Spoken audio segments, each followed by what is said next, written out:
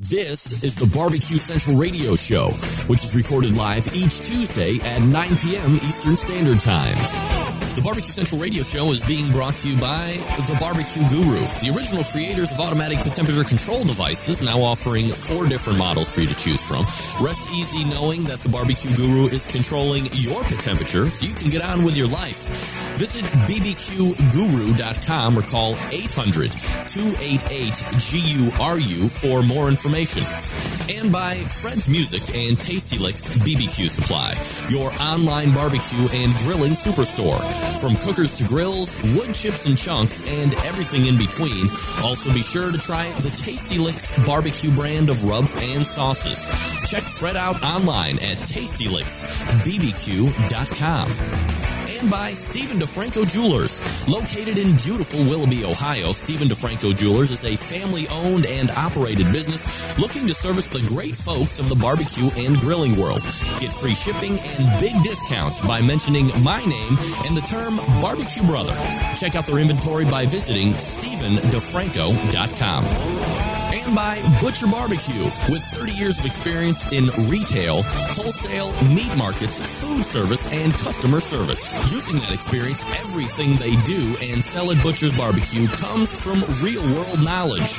Check out their award-winning spices, sauces, marinades, and injections by visiting ButcherBBQ.com. Always trust your butcher. And by Green Mountain Grills. Discover something you'll really love. Grilling with pellets. Green Mountain pellet grills are the top of the line, best of the best, but not the highest in price. And be sure to check out all of their flavor rubs, sauces, and pellets for the Green Mountain Grill, all on their website. Visit greenmountaingrills.com to peruse the entire products portfolio. And by Barbecuers Delight Wood Pellets. 2/3 oak, 1/3 flavor wood, giving you that perfect combination of BTU burn and sweet, succulent smoke you're looking to get all over your meat. A wide variety of flavors, so please go to the website to check it out and get yours today. Barbecuers Delight, which is bbqrsdelight.com. And by JP Custom Smoke, a competitive barbecue team out of Wichita, Kansas, manufacturing the highest quality barbecue rubs on the market today. Looking to increase your competition scores? Looking to get the hearty high fives and hand clasps at the neighborhood barbecues?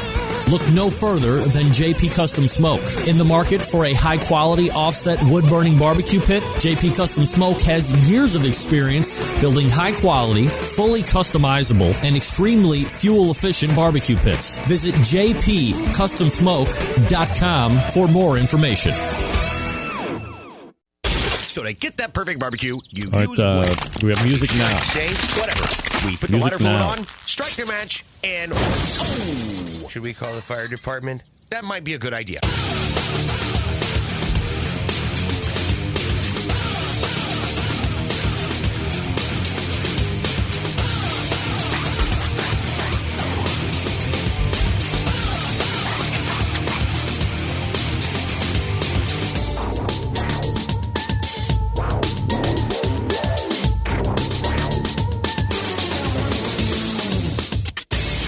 All right, good evening and welcome to the Really Big Barbecue Central Show.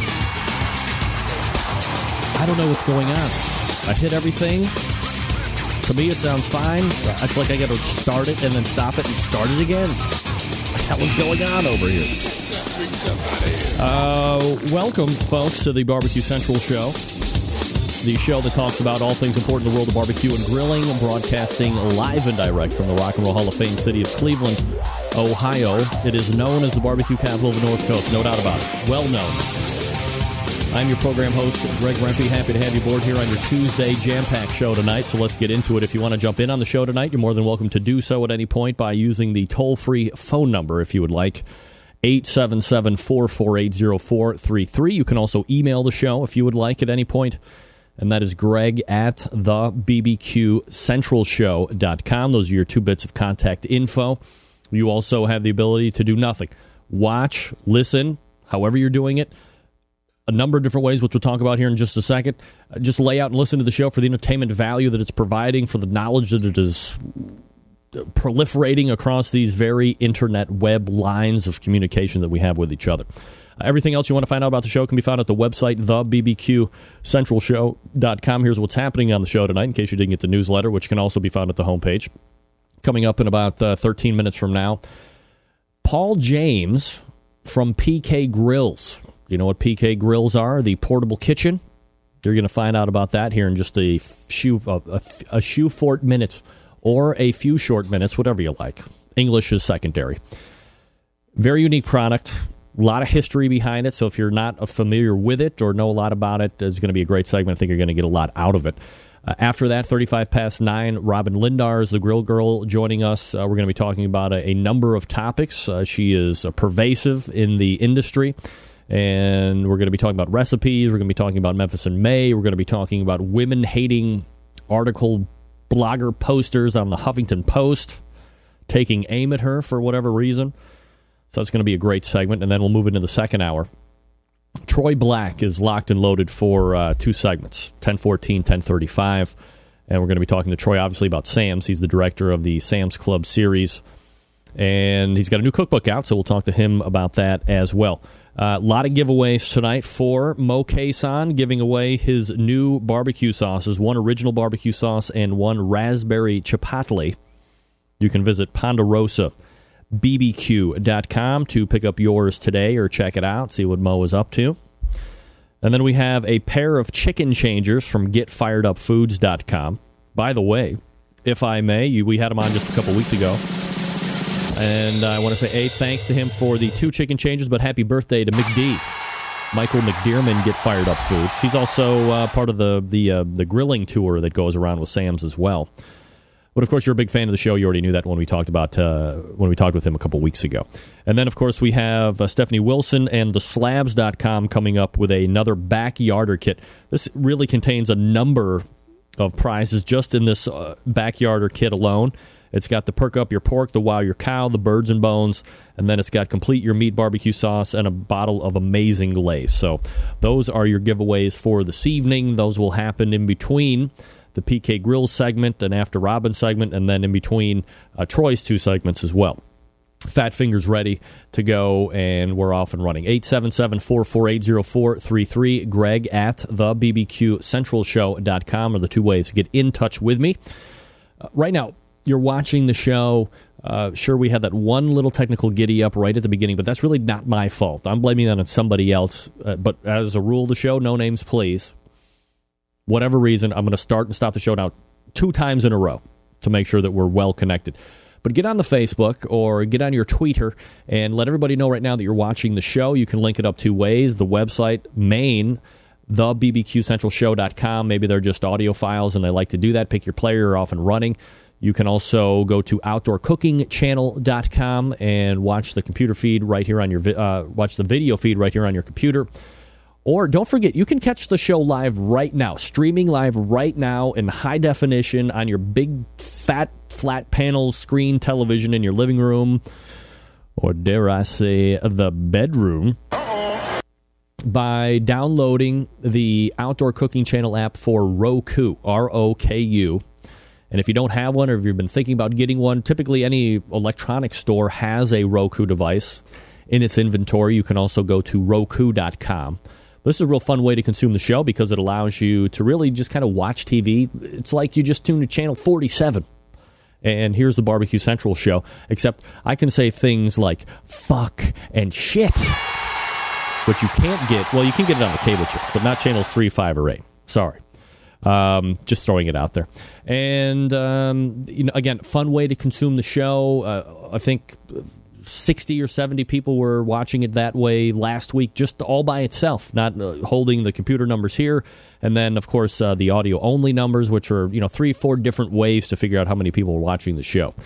So, check it out. 56,000 people subscribing to the Roku channel for Outdoor Cooking Channel. Cannot be wrong when it comes to Roku and what channels people are subscribing to and getting down with.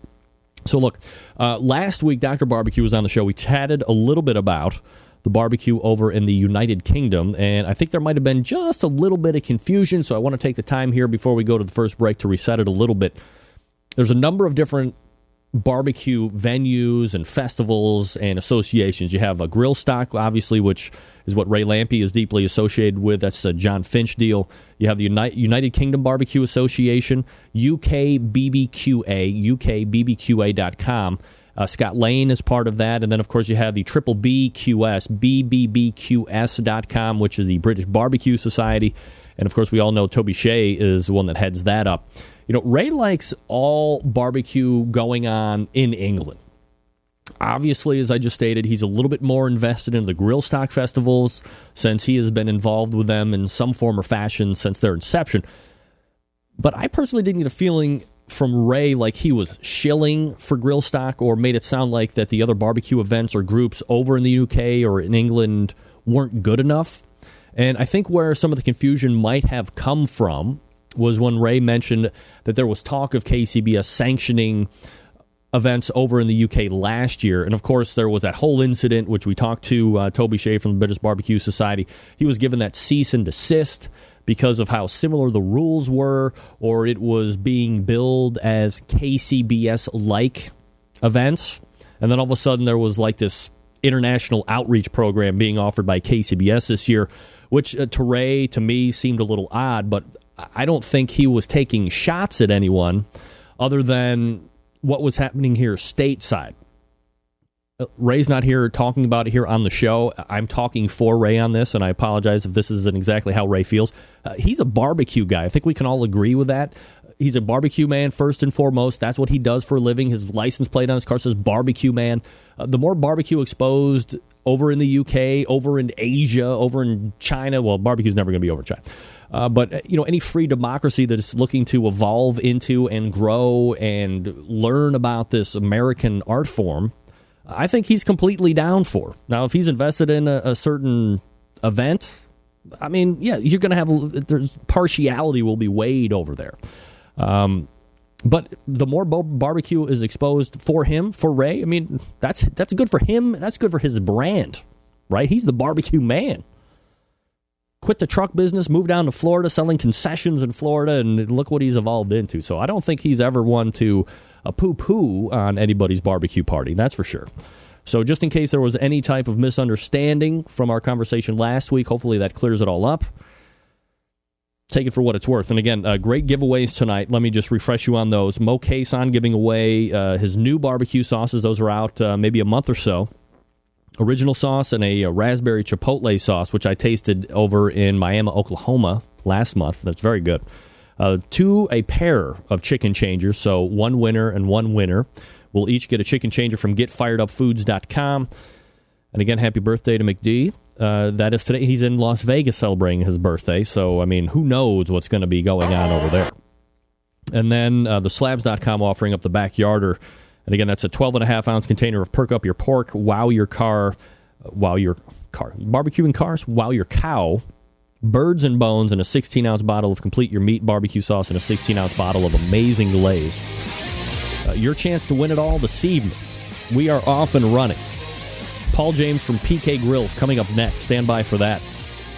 But first, let me talk to you quickly about a longtime running sponsor of the show, Fred Bernardo Tasty Licks Barbecue Supply. Look, Fred is, I think this weekend, if you're going to be in Shillington, Pennsylvania this weekend, I hate it when the chain gets out of my shirt. Like, if you're going to be in Shillington, Pennsylvania this weekend, and you are into artisanal bread, or you've always wanted to make artisanal breads, you would be doing yourself, your family, possibly your friends, if not your extended family, a disservice if you didn't head on down and sign up for the artisanal bread making class that Fred is actually going to host.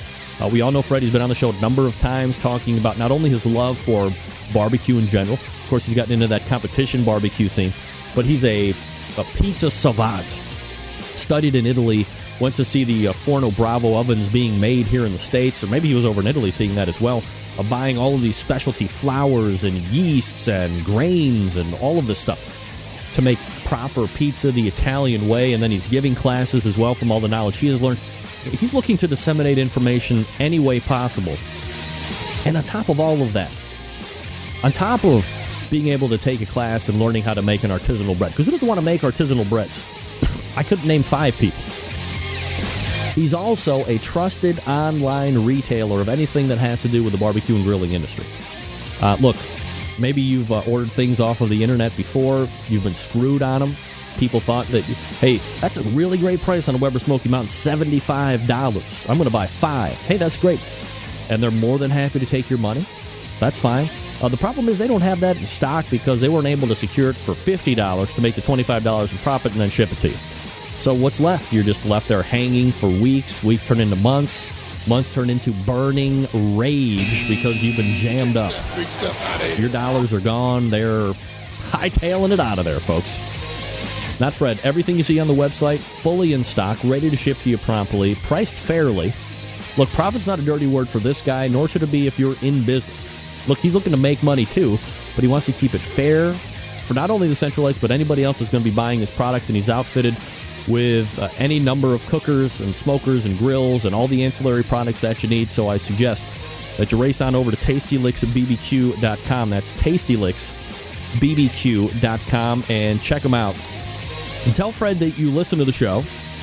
You hear a spot's read each and every Tuesday, and you are ready to make that commitment and buy from somebody that I trust and that many other people trust as well. TastyLicksBBQ.com. That's TastyLicksBBQ.com. PK Grill's up next. Stick around. We'll be right back.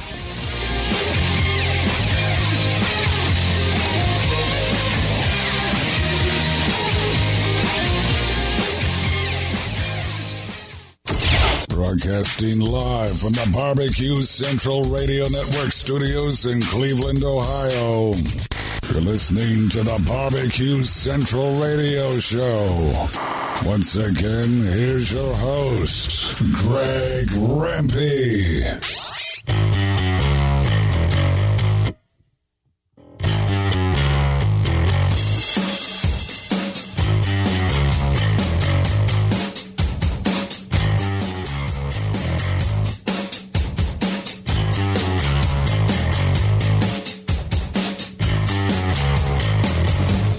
Goes like that and like that and like that. Right behind them. Whoa! That feels so good right here.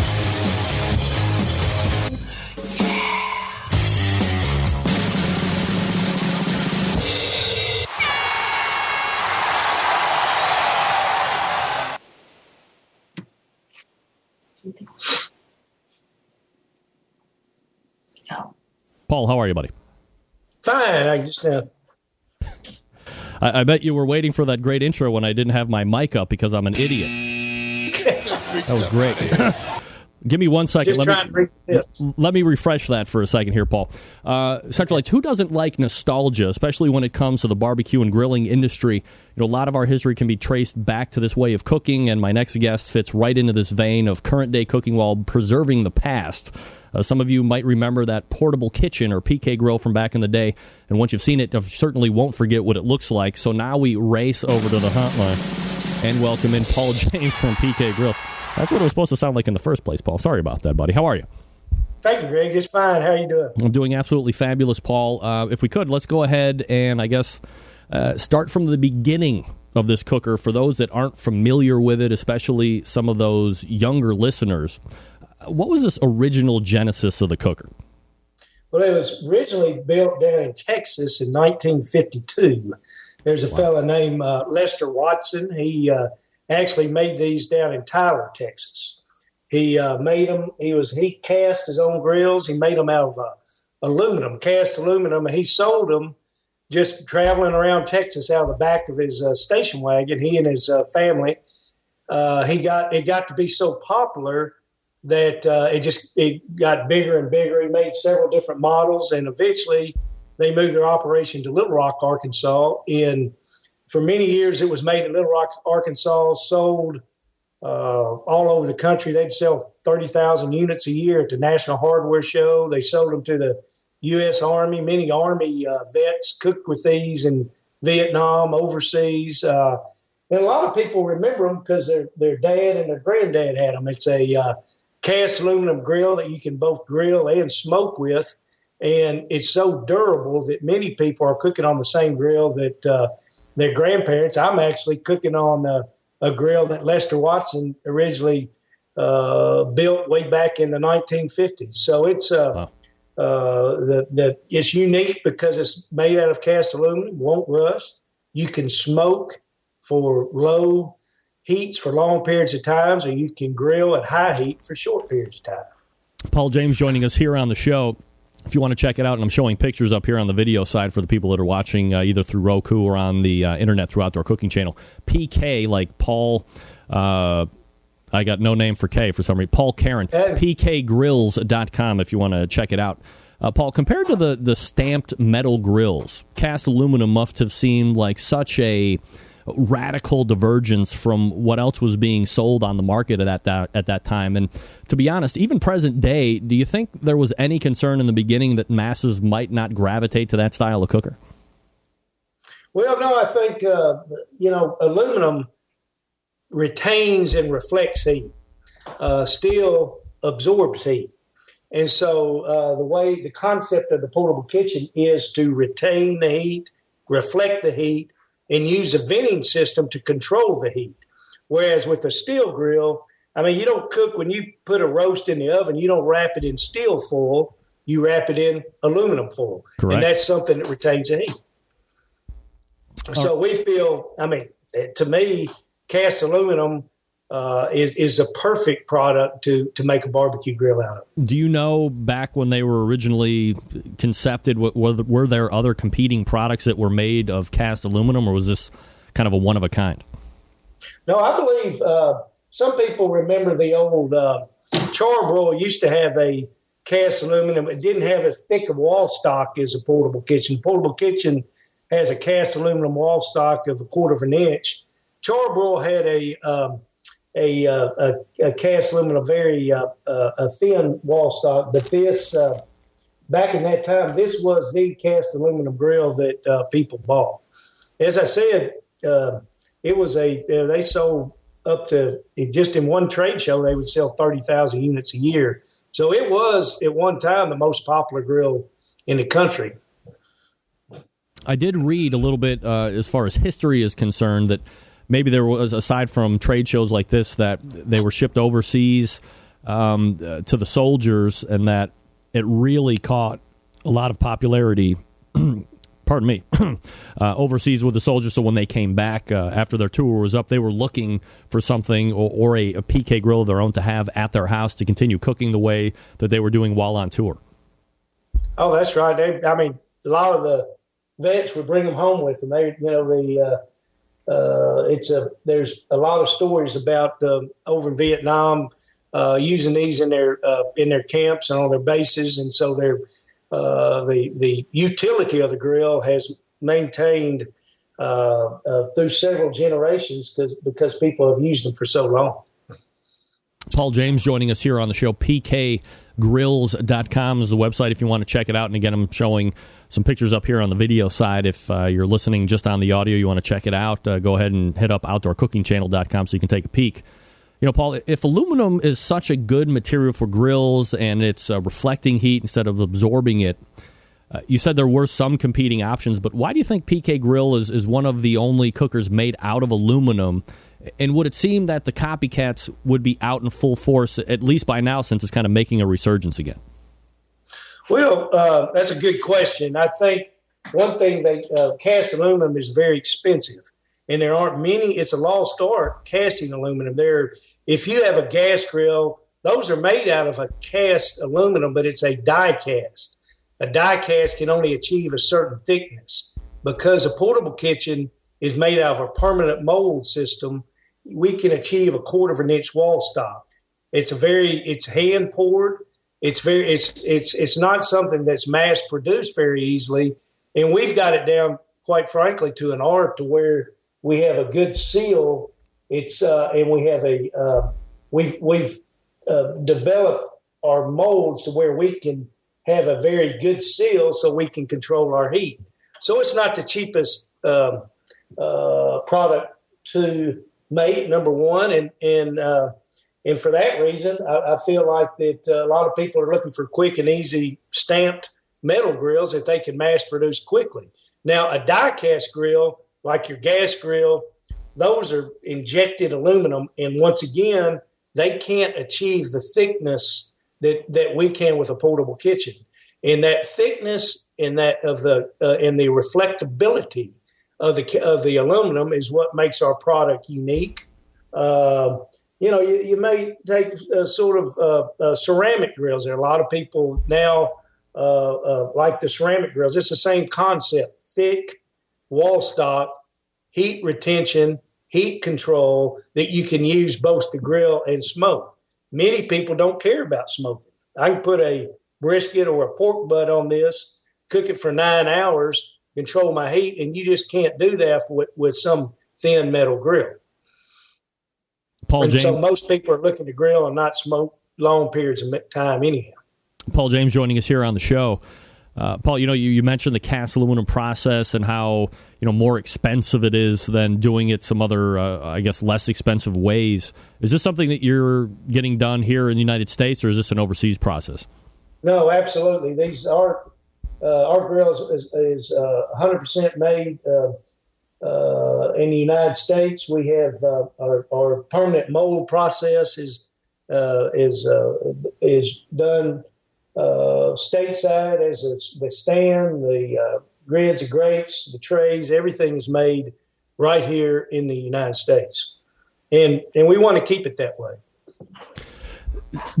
I'm going to ask you to speculate here for the general public, and I apologize for this in advance, but a lot of people talk about, I want a product that's all USA made and this and that. So here, person like yourself, you got the PK grill going for you, kind of bringing back a throwback grill from back in the day that's 60, 70 years old.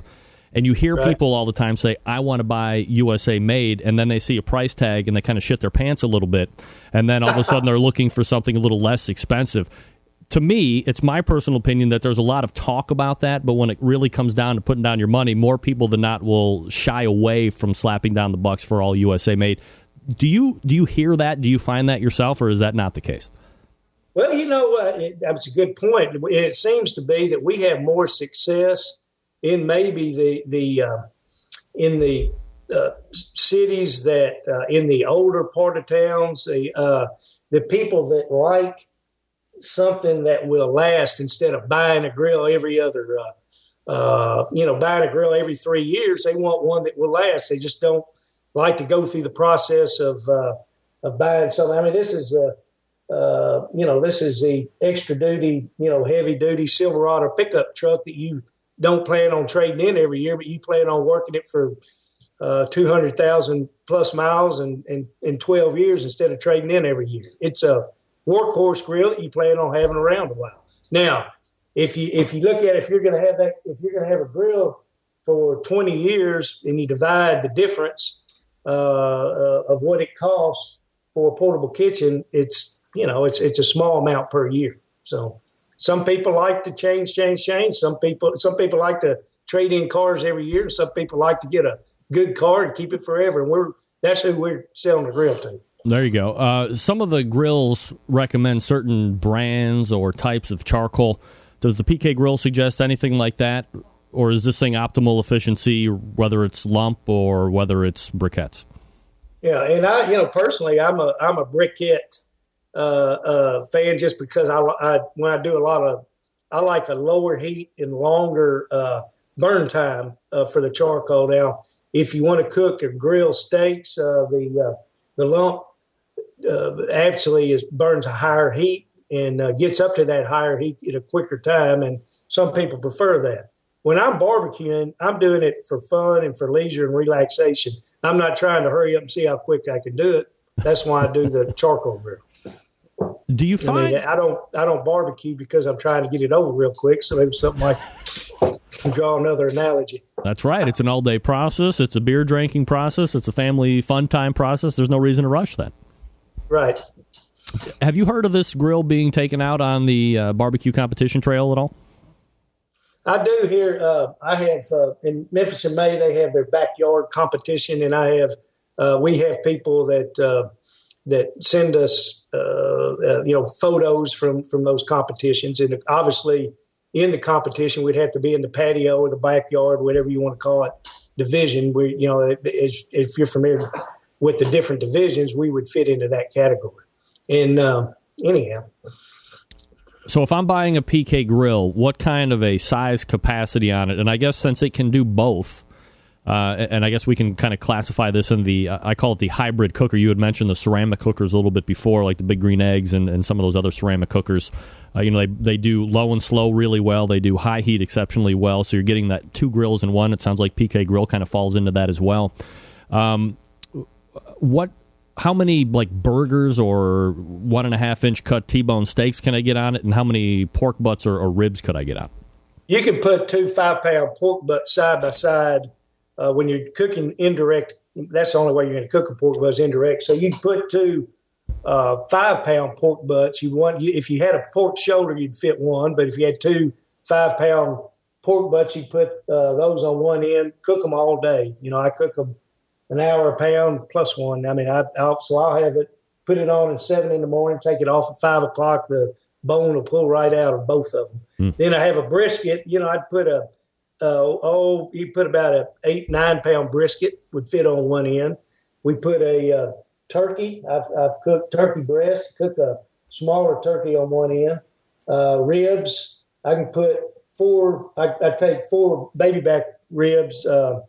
Cut them in half so you'd have 8 half racks of ribs. Can smoke those on there. Burgers, I put 16 burgers on, and you can extrapolate from there with chicken breast and fillets. Ribeyes. It just depends on how big your ribeye is. But 16 burgers comfortably, 2 pork butts, 5 pounds comfortably, 1 8-pound brisket.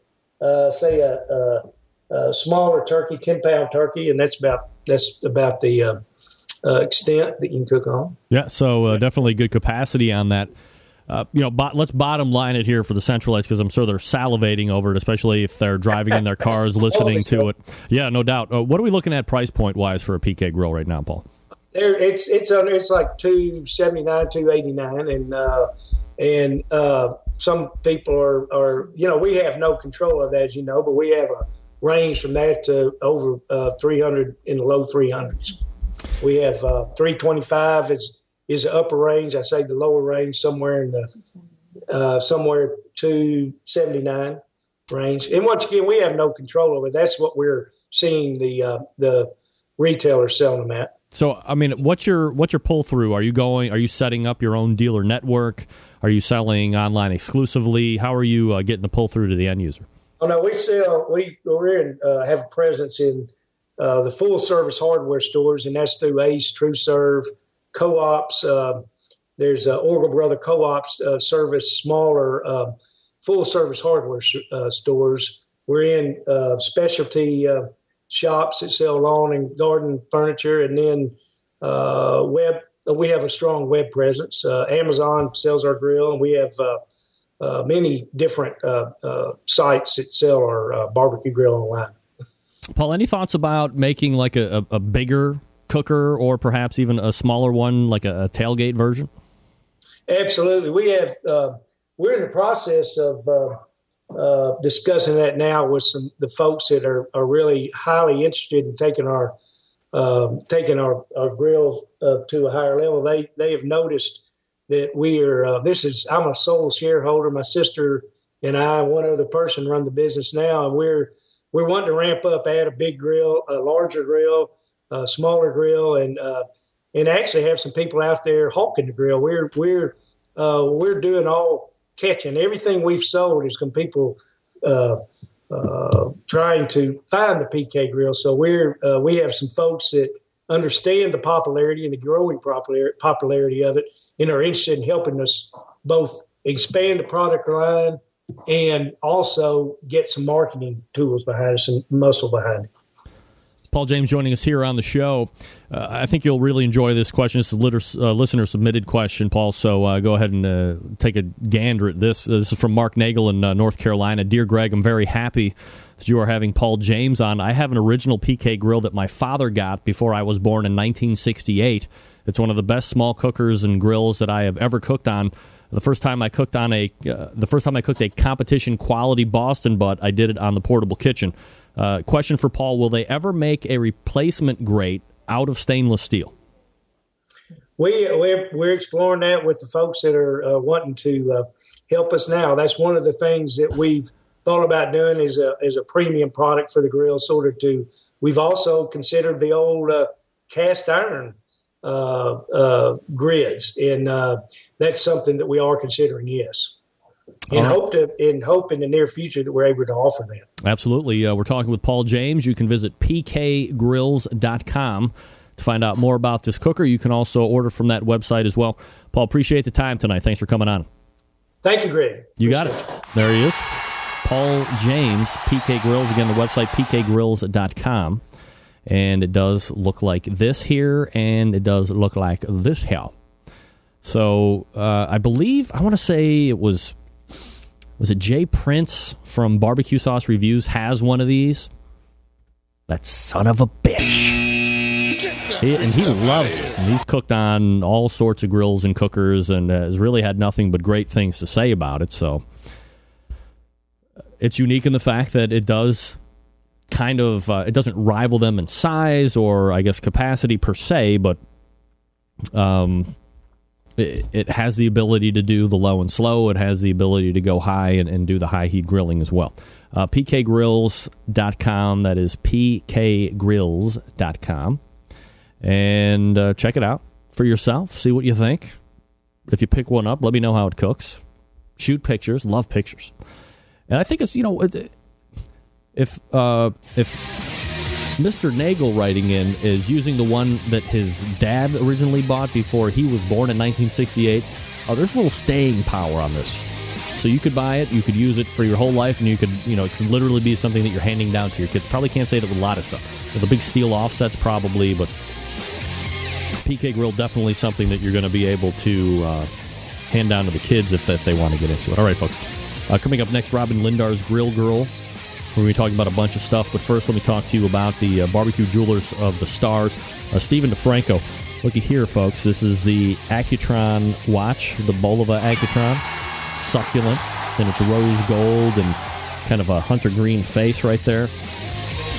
Oh, you jealous bitches can't stop my dunk on that. No doubt about it. But here's what you need to know. Mother's Day is coming up. It's next month. Last year, you probably shit the bed. You didn't do what you were supposed to do. And you've been paying for it ever since. And here's the great news. The great news is that you now have the ability to make up for last year by visiting StephenDeFranco.com. That's StephenDeFranco.com. Nothing worse than not living up to your end of the bargain. And Steve doesn't want that to happen again this year in 2013. He wants to start anew and go forward from there. So peruse the website, StephenDeFranco.com. That's DIFRANCO, StephenDeFranco.com. Once you find what you like, you'll have him a phone call, 440-943-2700. And you say, hey, Steve, well, ask for Steve if he doesn't answer, because he's the one that owns the joint. And say, hey, Steve, I'm perusing the website. I find this diamond necklace or these earrings or this bracelet or whatever it is, this watch. Steve's a watch guy, barbecue guy and a watch guy. And listen to the show every week, the Barbecue Central show, and Rempe's always talking about big discounts, and say I'm a barbecue brother or sister or whatever. And I want the hookup. And then watch dollar bills fall off quicker than Pac-Man Jones used to leaf them off in the script clubs. Stephen DeFranco will drop the price, and a lot of other great things as well, especially the watches. You get an extra year of warranty, you get free engraving, you get free gift wrapping. Everything ships to you for free regardless, from the watches to the rings to the artisan wooden bowls, to the Philip & Company cottage watches that are succulent. It's really a no-brainer. Everybody wants to know somebody in the watchmaking industry. Everybody wants to know somebody in the jewelry industry. We finally know somebody. Take advantage of it. Don't say, should I really? Yeah, you should really. Say my name, say you know the show, and get the discounts. And finally know somebody in the jewelry business to help you out. 440-943-2700. 440-943-2700. Visit StephenDeFranco.com. The Grill Girl is up next. Stick around. We'll be right back.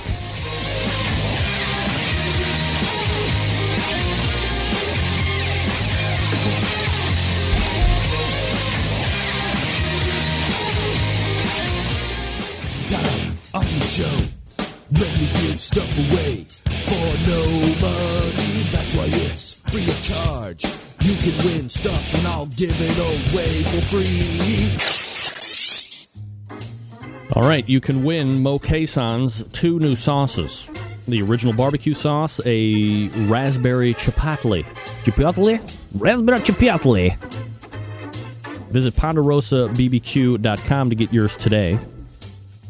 Again, a bottle of original barbecue sauce and raspberry chipotle. You send me an email, and in the subject line, PK Grills Aluminum. Can you spell aluminum? You damn well better. Otherwise, you ain't winning. For your chance to win Mo Queson's new sauces. Good luck. Get in the smoke. Call 877-448-0433 to get on the air. Now, here's your host, Greg Rempe. Big B, Moonshine Band, Suburban Records. Let's go! I'm an outlaw. Give me 2 shots. All right, we are back. 877-448-0433. Greg at thebbqcentralshow.com. Thanks again to Paul James from PK Grills for joining me, pkgrills.com. My next guest, a monthly contributor to the show, creator of the Grill Girl blog, doing work with Porkboard, whitesforgrilling.com, lots of things happening. So let's go ahead and race over to the hotline. Welcome back, friend of the show, Robin Lindars. Robin, how are you? I'm good. How are you? I'm doing absolutely fabulous, Robin. Always appreciate you making time for the show. Did you see PK Grills? What do you think about PK Grills? I think they're cool. I like anything that's easy to use and portable. What do you think about the aluminum aspect? I've never seen that before, so I'd be willing to try it. I'm not sure. I don't know. I've never used an aluminum grill like that. I think it would get really hot in the South Florida sun. Would you be worried about like excess fuel consumption because it's hot and all that stuff? I guess any grill is going to be hot, but they're metal usually. But I feel like this one might be a little harder to control temperature. But maybe it's just me. I don't know. Well, something's just happened here to my video. Not of me, of you. Can I call you right back? Yeah, absolutely. Right. Okay, hold on. All right, dump her off here real quick. Try it again. It's a problem with these cool little tricks that you do with Skypeness. We'll get it right back on. PK Grills aluminum. Oh, look at that. That's awesome. All right, let's try this again. See what happens. Hi. All right, there you are again. I'm not going to try and get funny anymore. We went to the newsroom real quick where I had you in the background. Forget about that. Never mind. I just switched my wireless network too, so hopefully that'll be a little faster. All right, no problem. So let me ask you about this. We were in, where the hell were we? Kansas City or whatever for the Kingsford Invitational. Right. Did you see the final product on television? Honestly, Greg, and I probably shouldn't even tell you this, but I got so bored I couldn't watch the end of it. And maybe that's because I have ADD, but I found it super boring on TV. Really? It didn't meet the same fascination as it did when it was live and in person?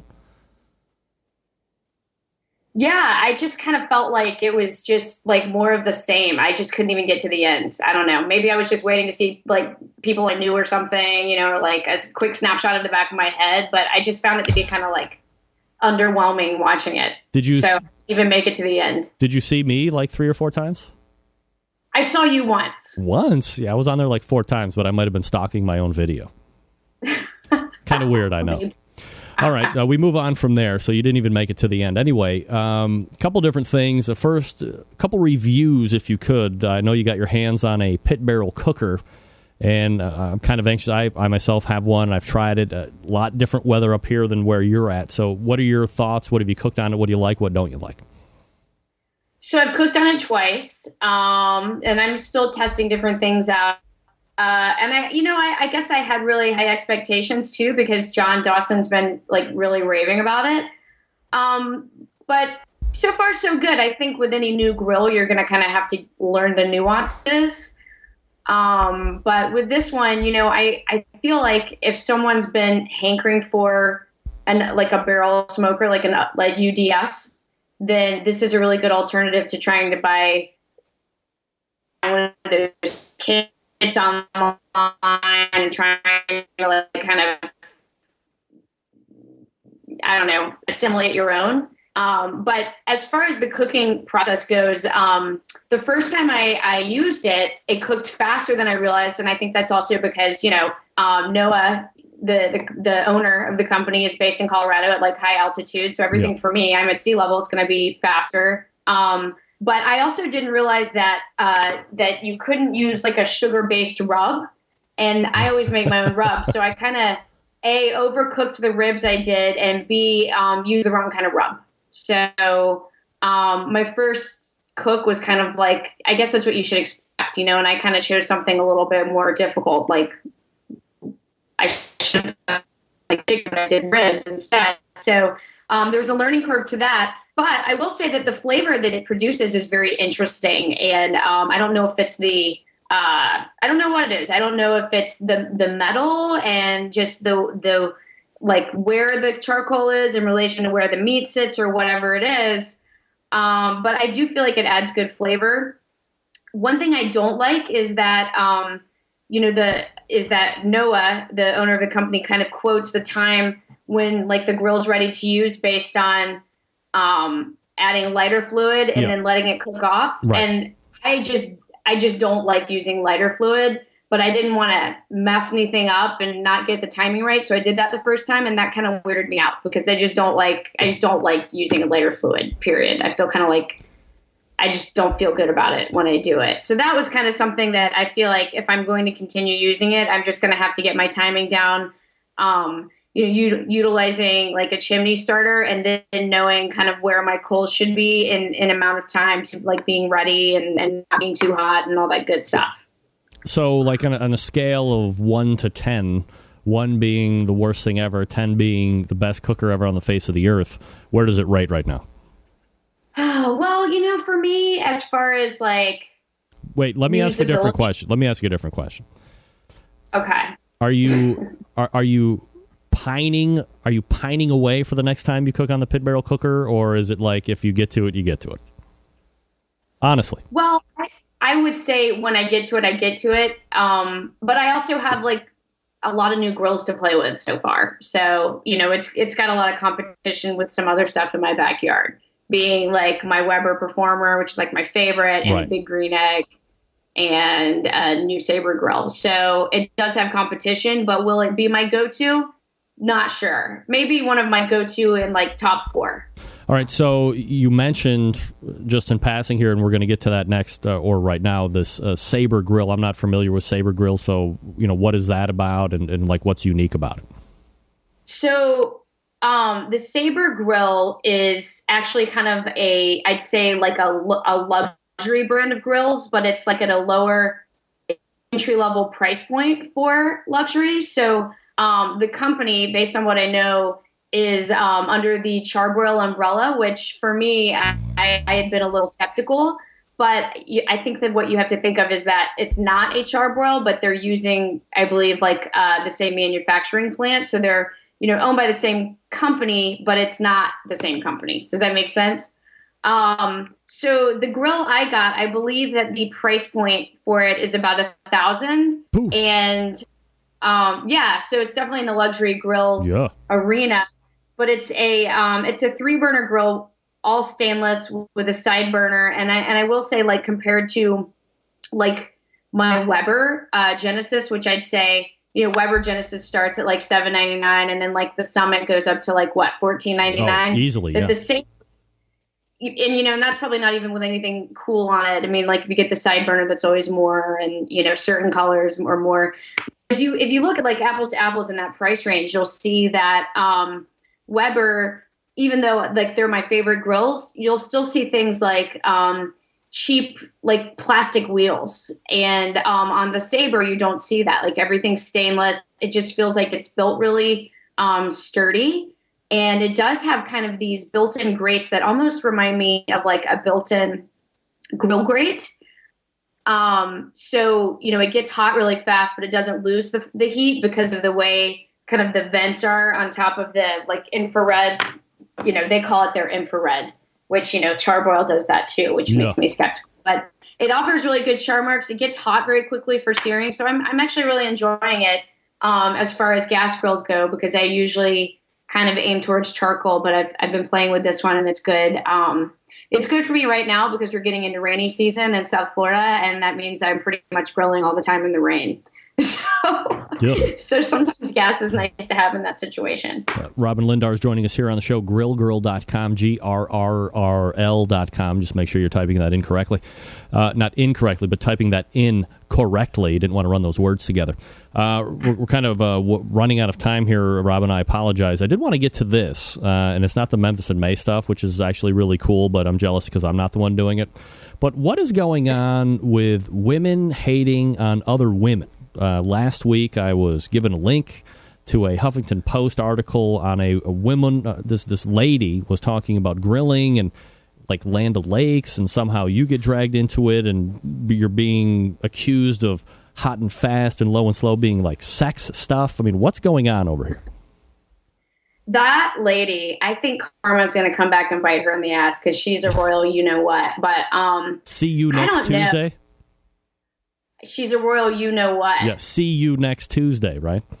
Yeah. That too, exactly. Right. And I really think that the timing, what happened is I'm doing a gig with Land O'Lakes. I'm their outdoor grilling spokesperson, and I'm doing a quote-unquote women's grilling clinic for the media in New York City, which, grilling clinics are kind of like my thing. Yeah. So Land O'Lakes sent out an invite, and they had done some kind of, this is punny, cheesy, Land O'Lakes being cheese. It was kind of a cheesy survey about blah, blah, blah, some 80 or, X% of women feel intimidated by the grill. And it was kind of like a way to intro into my grilling clinic. Well, I think this Huffington Post lady needed some, women's lib content and took that and reworked it into the title of her article that, Land O'Lakes thinks women don't know how to grill. And then she goes on to this women's lib article and about how first it's bikini season and we're not good enough. And now Land O'Lakes tells us we don't know how to grill, and grilling is, that's sexist. And of course we know how to grill. But then the lady goes and takes all of these things out of context on my website. So I reference hot and fat, like that I enjoy hot and fast and I appreciate low and slow. And she goes and pulls all this stuff off my website and says that I'm relating grilling to being seductive. Yeah. It just totally threw me under the bus for, and it was just ridiculous. And bad journalism, because everything she talked about, she didn't know what she was talking about and didn't reference it correctly.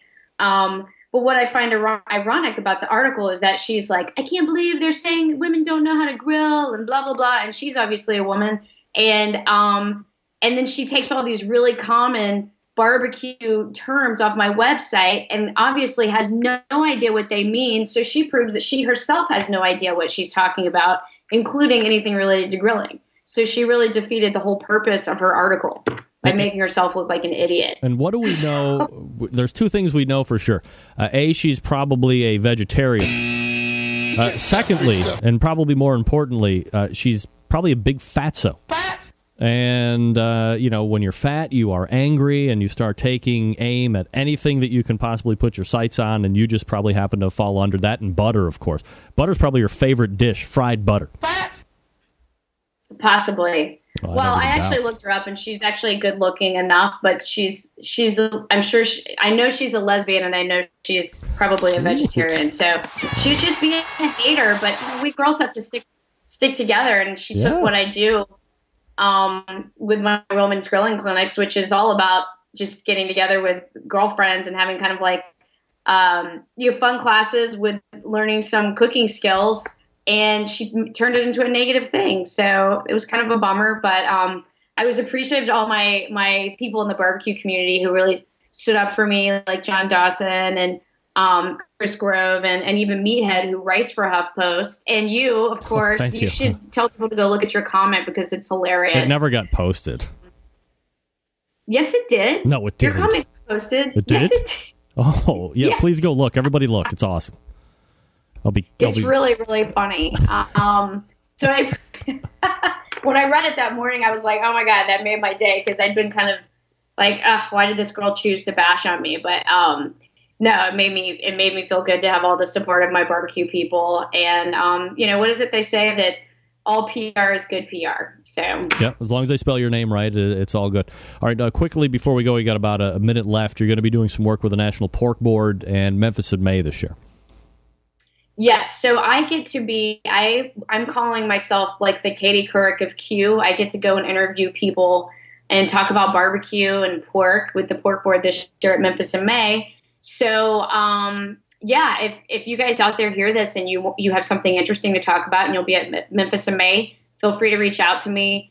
But yeah, I'll be talking to Chris Lilly, hopefully Melissa Cookston. She's actually sponsored by Kingsford now, which is super cool. You go, girl. Cool. And just, having fun and getting to do what I love to do, which is talk about food and hang out with cool barbecue people. It's like, I can't even believe they're like paying me to do this. It's like an awesome gig. Yeah, absolutely. It's getting paid for something you love to do. Absolutely nothing better than that. You can check Robin out on her website, grillgirl.com. If you're going to be down in Memphis in May, check her out and, add your 2 cents. I'm sure she's happy to receive you. And if you say something worthwhile, it could potentially be posted. If not, maybe right-hand chop to the neck or the carotid. Never know, right? Exactly. Never know with you. All right. Robin, always appreciate the time. Look for you again next month. Yeah, and tell everyone to go read your comments on that article. That your comment was super funny. Chris Grove has graciously linked up the article in the chat room. I'm sure we'll get some feedback here in just a few minutes. Nice. Thanks again. All right. We'll talk to you soon. There she is. Robin Lindar's Grill Girl, grillgirl.com. Not sure exactly what was going on with that Skype video. Kind of a pain in the ass. Anyway, now I'm up against the time. All right, folks, let me quickly remind you about the Barbecue Guru automatic pit temperature control devices, makers, creators of this technology. There's no reason why we would want to look anywhere else to go and get an automatic pit temperature control device ever. So you go look at the Barbecue Guru, thebbqguru.com, or call them toll free, 800-288-GURU. That's 800-288-GURU. They'll get you outfitted with exactly what you need to get you up and running right out of the box. No questions asked. Full tech support. You tell them your cooker. They'll tell you how many fans you need, what model you need, what it does, what it doesn't do. They're the guys to do it. And they're the longest running sponsor of the show, and I appreciate fully what they're doing for the barbecue and grilling community. All right, we're back with something to win, and then into the second hour. Stick around. I'll be right back.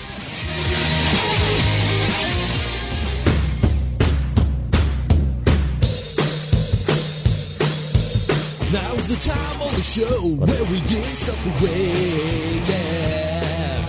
It's free and you don't have to pay a thing, that's why it's free, yeah. All right, you can win one of 2 chicken changers this time around from GetFiredUpFoods.com. Happy birthday to Michael McDearman, and for his birthday, he's giving you a gift, like it's your birthday, a chicken changer. In the email subject line, you can put grillgirl.com lesbian hater. Wait, that didn't sound right. Lesbian hater hates grillgirl.com. Lesbian hater hates grillgirl.com. It doesn't have to be spelled right. I don't even know how to spell half that shit. For your chance to win a chicken changer from getfiredupfoods.com. You can win another one here in just a minute. Stick around for that. And thanks again to Michael McDearman. Good luck. Broadcasting live from the Barbecue Central Radio Network studios in Cleveland, Ohio. You're listening to the Barbecue Central Radio Show. Once again, here's your host, Greg Rempe.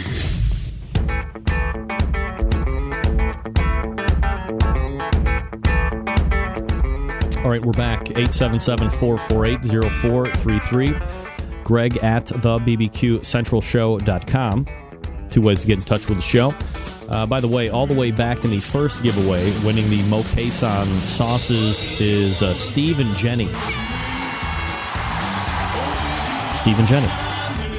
I don't know who Steve and Jenny are, but Steve and Jenny, you go ahead and send me an email and reference Mo Cason sauces. And I'm happy to see that you get them. All right, winning the first chicken changer of the evening, Stacy Lawler.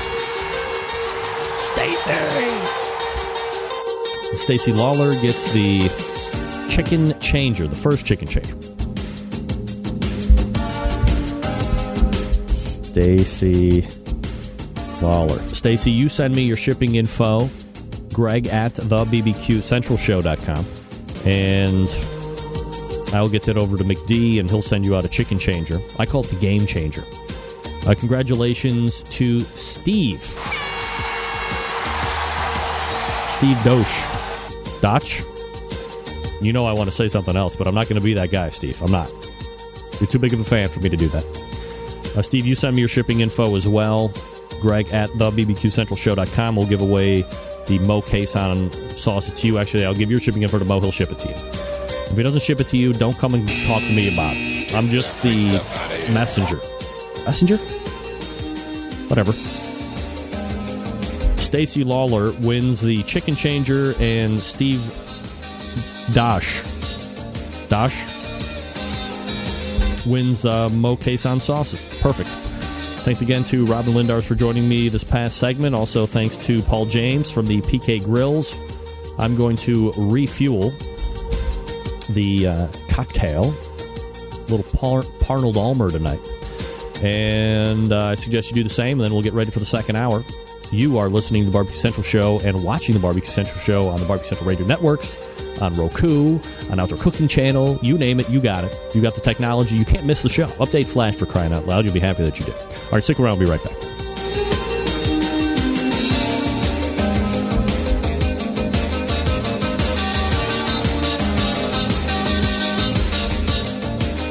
From my heart and from my hand, why don't people understand my intention? Happy to have you aboard here for the really big barbecue show. We cook because we have to, and we grill because we want to. Fine, how's it going? You have a great show. I'm a big fan. So what seems to be the problem here? This man looks like he's dead, and he's in the crackle. Charbonneau! It's all about the Charbonneau! Hi, I'm Johnny Dam, host of the Damage Report radio show. When I'm not falling in love with the First Amendment all over again, I like to sit back, relax, and rub my meat to the Barbecue Central show. And now your host, Greg Rempe. Go, Greg. Yeah, rub that meat.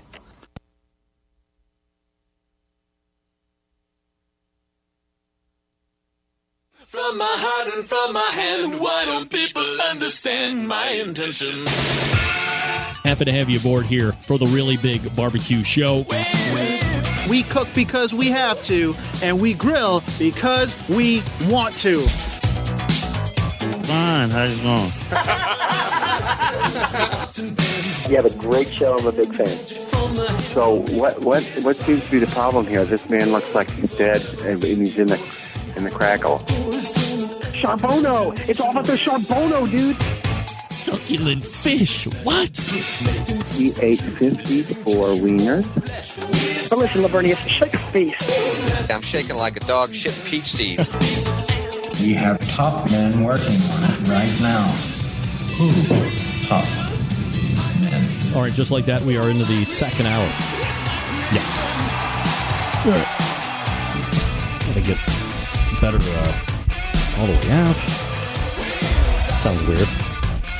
All the way out. Get my mic all adjusted here. All right.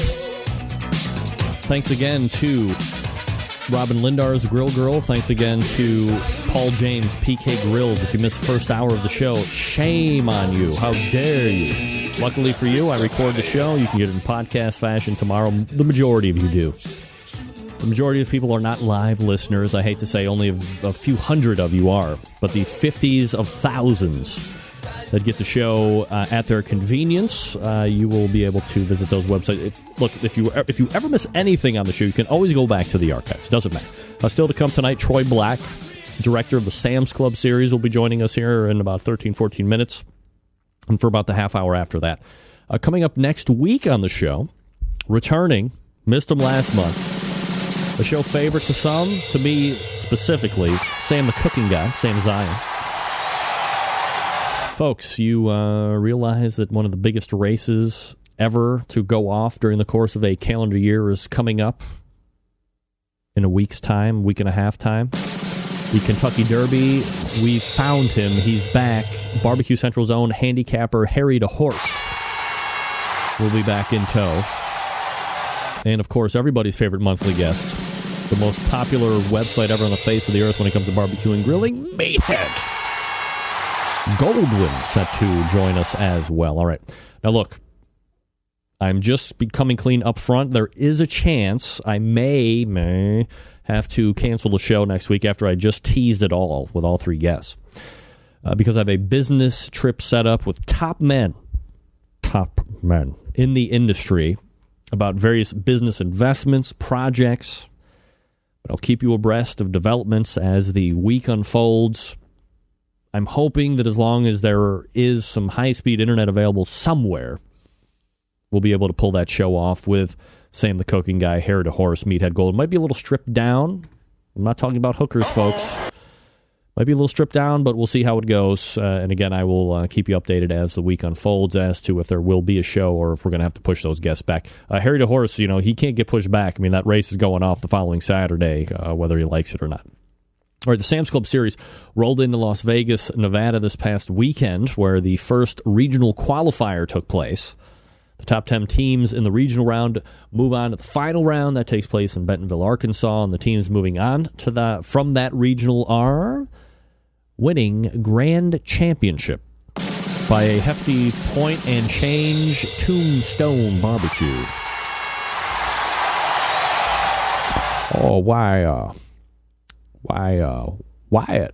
my hypocrisy knows no bounds. I'm your Huckleberry. GQ wins Reserve Grand with a 6.65 and change. Moving the Chains Barbecue. Phil and Lou Barbecue. Lutz Barbecue. Rhythm and Q 6. Watch out for them now. TJ's Primetime Barbecue 7th. Brew and Barbecue 8th. IAB 30 Barbecue 9th. And rounding out the top 10, going down to Bentonville, Arkansas in the very soon October timeframe. Emerald Buffalo Barbecue. Congratulations. Look, there were a lot of big-name teams, and we'll talk about this with Troy as well in about 13, 14 minutes from now, but a lot of big-name teams who did well in the locals did not make the cut this time around in the regionals, to include the likes of a Big Papa Smoker, an American Royal winner. I believe he's actually won some Reserve Grands already this year as well. The Smoking Hills, Smoking Triggers, Rooftop Barbecue, just to name a few. Look, as you rise through these rounds, the competition gets better and better. Very exciting to see this play out through the rest of the year. Congratulations to all those top 10 teams that are moving on to Bentonville. And continued success. I mean, who knows who's coming at? Well, I'm hoping. I don't wish ill will towards anybody, of course. I'm not that guy. But I did make a selection earlier in the year when we were talking. I was actually talking with Troy Black on the KCBS Bullsheet about some KCB or the Sam's Club Series predictions, and I did say that the Rockford, Illinois regional would produce the winning team for Sam's Club this year. Is that the case? Yeah, who knows, folks? And then there's this: Axe Attack Mars Swedes Backyard Barbecue. This happened about a week or so ago. A backyard barbecue in central Sweden took a sinister turn Sunday when an irate neighbor buried a hatchet in the back of a man manning the grill. Watch out. The incident took place around 4 p.m. on a Saturday afternoon in a residential area in Falköping, Sweden. As the 27-year-old victim stood barbecuing in his back garden, suddenly a 28-year-old neighbor appeared, axe in hand, and proceeded to attack the man tending the grill.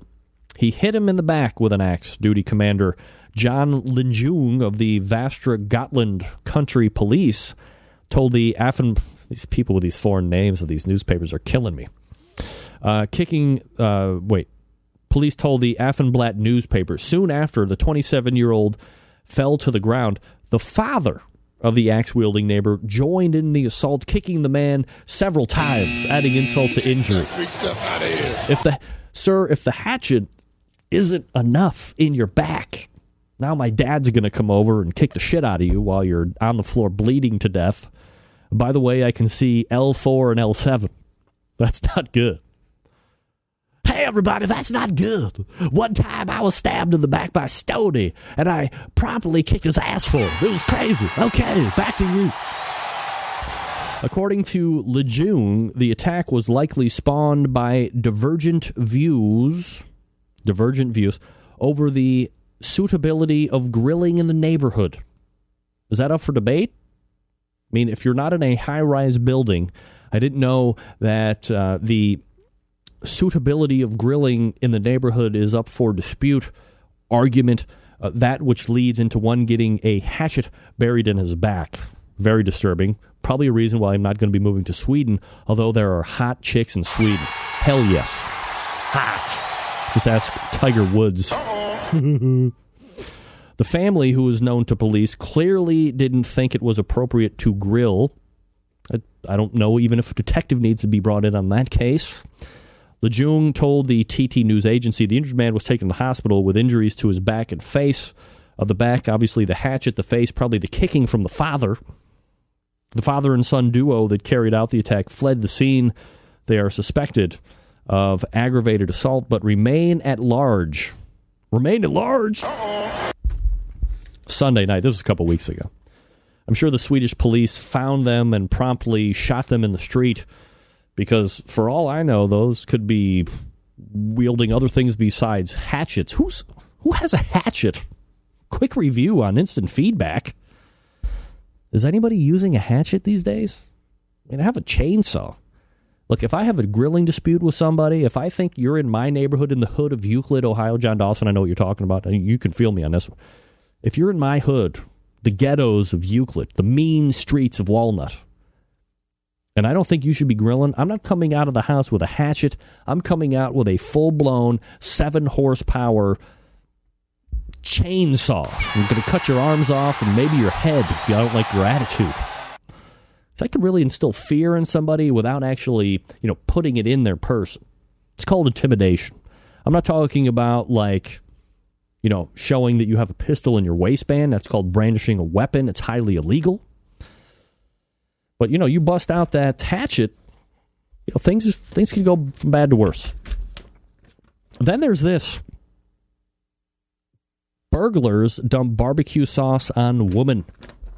That's right, this happened here in the good old US of A. 3 saucy house burglars in San Francisco's Bayview neighborhood escaped from a sticky situation when they dumped a bottle of barbecue sauce on the resident who interrupted their crime, authorities said Tuesday. The resident, a 31-year-old woman, was upstairs in her house at Cameron Way and Griffith Street around 8:30 in the morning Saturday when she heard a commotion downstairs, said police officer Alina Tepper. She found 3 men in her living room, police said. One of them grabbed a bottle of barbecue sauce and dumped it on her head, and they all ran away. Let's go! Let's go! The men didn't steal anything. No one was injured, police said. The men were not found. I would say, if you're going to try and actually effort finding them, look for the barbecue sauce. Look for the handprint. Did they not leave any fingerprints, burnt finger barbecue sauce all over the place? Breaking news on that story just now. Rumor has it that Butcher's sweet barbecue sauce... No, I'm just kidding. Absolutely not.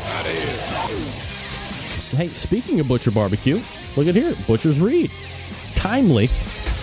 All right, gang, we've talked about it weekend in, weekend out, week in, week out here on this show. There's a number of ways that you can step your barbecue and grilling gang up, and it all starts at butcherbbq.com is basically what I'm saying here. We all know about the injections, the pork and the beef, now that prime injection.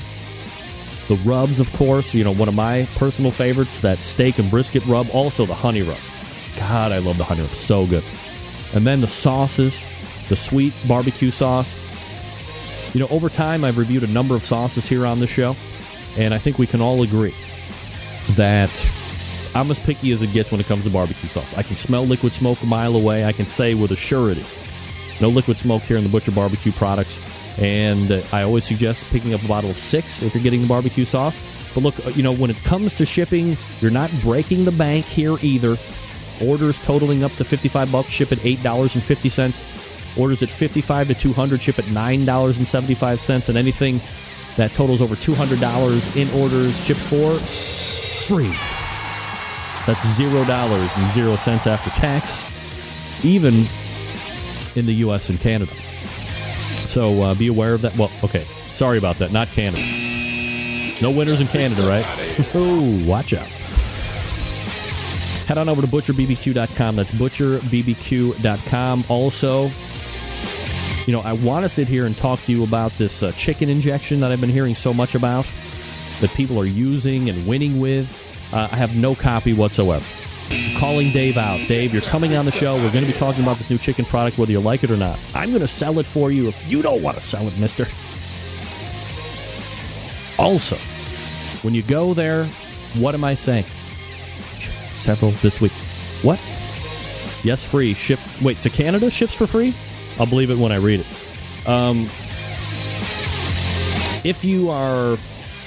If you feel like you've been hornswoggled by another commercial injection, the scores have tumbled, the friends have started taking pot shot at you instead of giving you hearty hand clasps and tight little ass slaps, do this. Go to butcherbbq.com, go to the trade-in program, print off a label, ship your commercially made stuff back. Dave will return either the pork or the beef or the prime injection.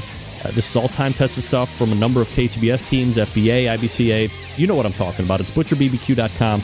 That's butcherbbq. Oh, he shipped several free orders in the U.S. this week. That's right. U.S. still remains at top. Butcherbbq.com. We're coming back with Troy Black. Troy Black right after the. Stick around.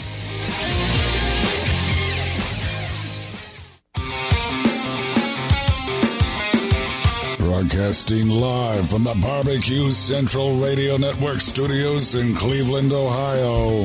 You're listening to the Barbecue Central Radio Show. Once again, here's your host, Greg Rempe.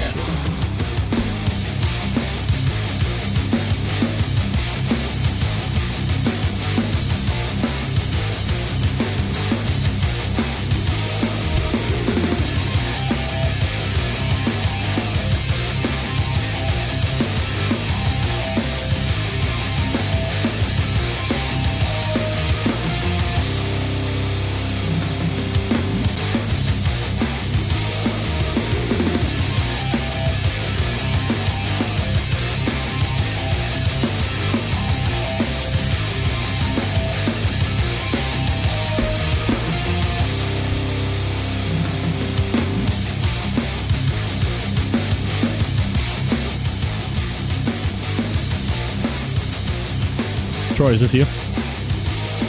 Hey, buddy. Is that you, Troy?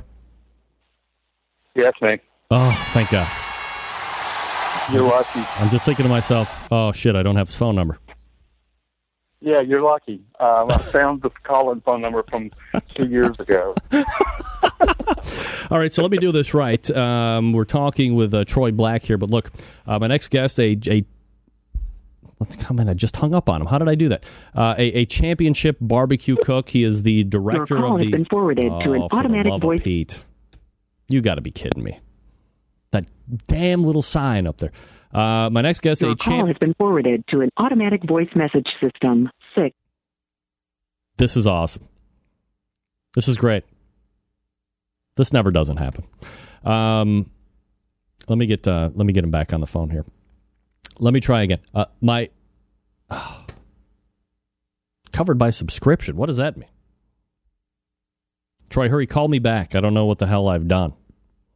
Have I wronged you in some way, Godfather? Here he comes. Sorry about that. All right. My next guest, a championship barbecue cook, director of Sam's Club Barbecue Series, also a new cookbook author. You've heard him on the show a few times, most notably from that competition chicken roundtable a few years back. We won't get into that, but we will welcome back to the show Troy Black. Troy, how are you, buddy? How are you? Man, I'm great. How are you? Doing absolutely fabulous, Troy. Appreciate you taking the time tonight. Last segment I talked a little bit about it. You know, the Sam's Club rolled into Vegas this past weekend for that first regional round. 10 teams qualified for that final event in Bentonville, Arkansas in October. Could you give us a little bit of a recap on how you saw that weekend go down and how you saw the competition come off? Well, you know, the West region this year was all about the Pacific Northwest. we took the series of Pacific Northwest for the very first time this year. And, wow, that event, first of all, it sold out quickly on the first day.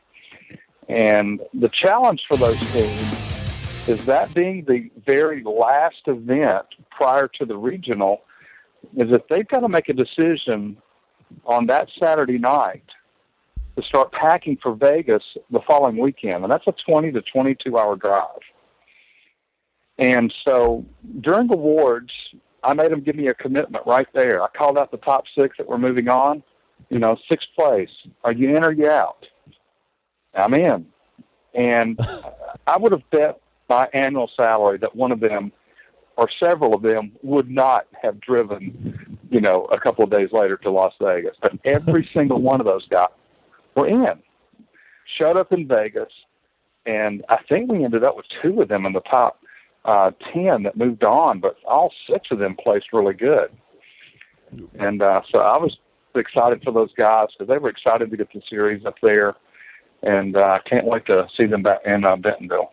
You know, you kind of sound surprised that they did make that venture back out after, you know, cooking probably less than 7 days past in Renton and then driving all the way out to Las Vegas. Does that just kind of go to show the popularity and the prestige and the prize money that's available for the Sam's Club event? You know, this format of a tournament has really sparked so much interest and so much excitement across the country, and it's the only series of its type that, you know, somebody can go out and compete 3 times and have the chance to win $150,000, and, you know, with only 50 teams there. And so each one of these locals, you know, only has 30 teams, and then the regionals only have 30. And your odds at a regional are pretty good because we take the top 10 at each of the 5 regionals to move on to the national championship. So, you know, it's a great format. It's a great formula to spark a lot of excitement in the competitive world. Troy Black joining us here on the show, director of Sam's Club Series. A couple different websites for you to look at while we're talking tonight. samsclub.com/BBQ. Also, learn the numeral Q and then learn the numeral 2, the letter Q.com, learn2q.com. I looked at the results list, Troy, from this past week, and, you know, I see maybe 5 or 6 teams that, you know, on paper, I would have picked to have a shot at not only being in the top 10 to move on to the finals, but probably actually winning this regional. And they did just the opposite. They didn't win. They didn't hit that top 10. Teams like Smoking Triggers, Big Papa Smokers, Rooftop Barbecue, Smoking Hills, just to name a few. Do you get any feedback from them as well? You know, what did they think happened, or do you just kind of have to chalk that up to barbecue being barbecue? You know, I think the field gets so competitive when you get to the regionals. You know, the point spread from 20th place up to the first place is only 27 points. And you know, that sounds like a lot, but we had an 11-point spread between the first and second place winner in Renton 2 weeks ago. And I just think the scoring and the competitive field is so tight that just everything that these competitors are doing has to be on. You know, from their cooking temperature to the amount of rub that goes on to the amount of sauce that goes on, the type of rubs that go on the sauces, just everything has to be working together perfectly for everything to come together. And you know, this team that won this past weekend, Tombstone Barbecue, this was only their 8th event to ever compete in. I mean, that shows you. That's just an amazing feat to me. Oh, absolutely. I mean, you know, you've been competing for a while now, Troy. You get to see both sides of this deal, being that the director of the series as well. You know, is this notion of hitting the right tables more of a fallacy, or is there really something to that for getting that win or being able to, you know, hit certain places to move on to regionals and final rounds? You know, that's a great question. I have studied scores and you know, in my own scores I'm talking about, and I think there are judging tables that can kill you. I think there are judging tables that can help you. But with that said, I think that's only, per category. I think if you're consistent in all 4 categories, you're always going to come out on top. And sure, there's the rogue judge out there. I always refer to there's Rub Bagby down in Florida. He's got this voodoo doll hanging in his cook trailer that says "That Judge." Well, you know what?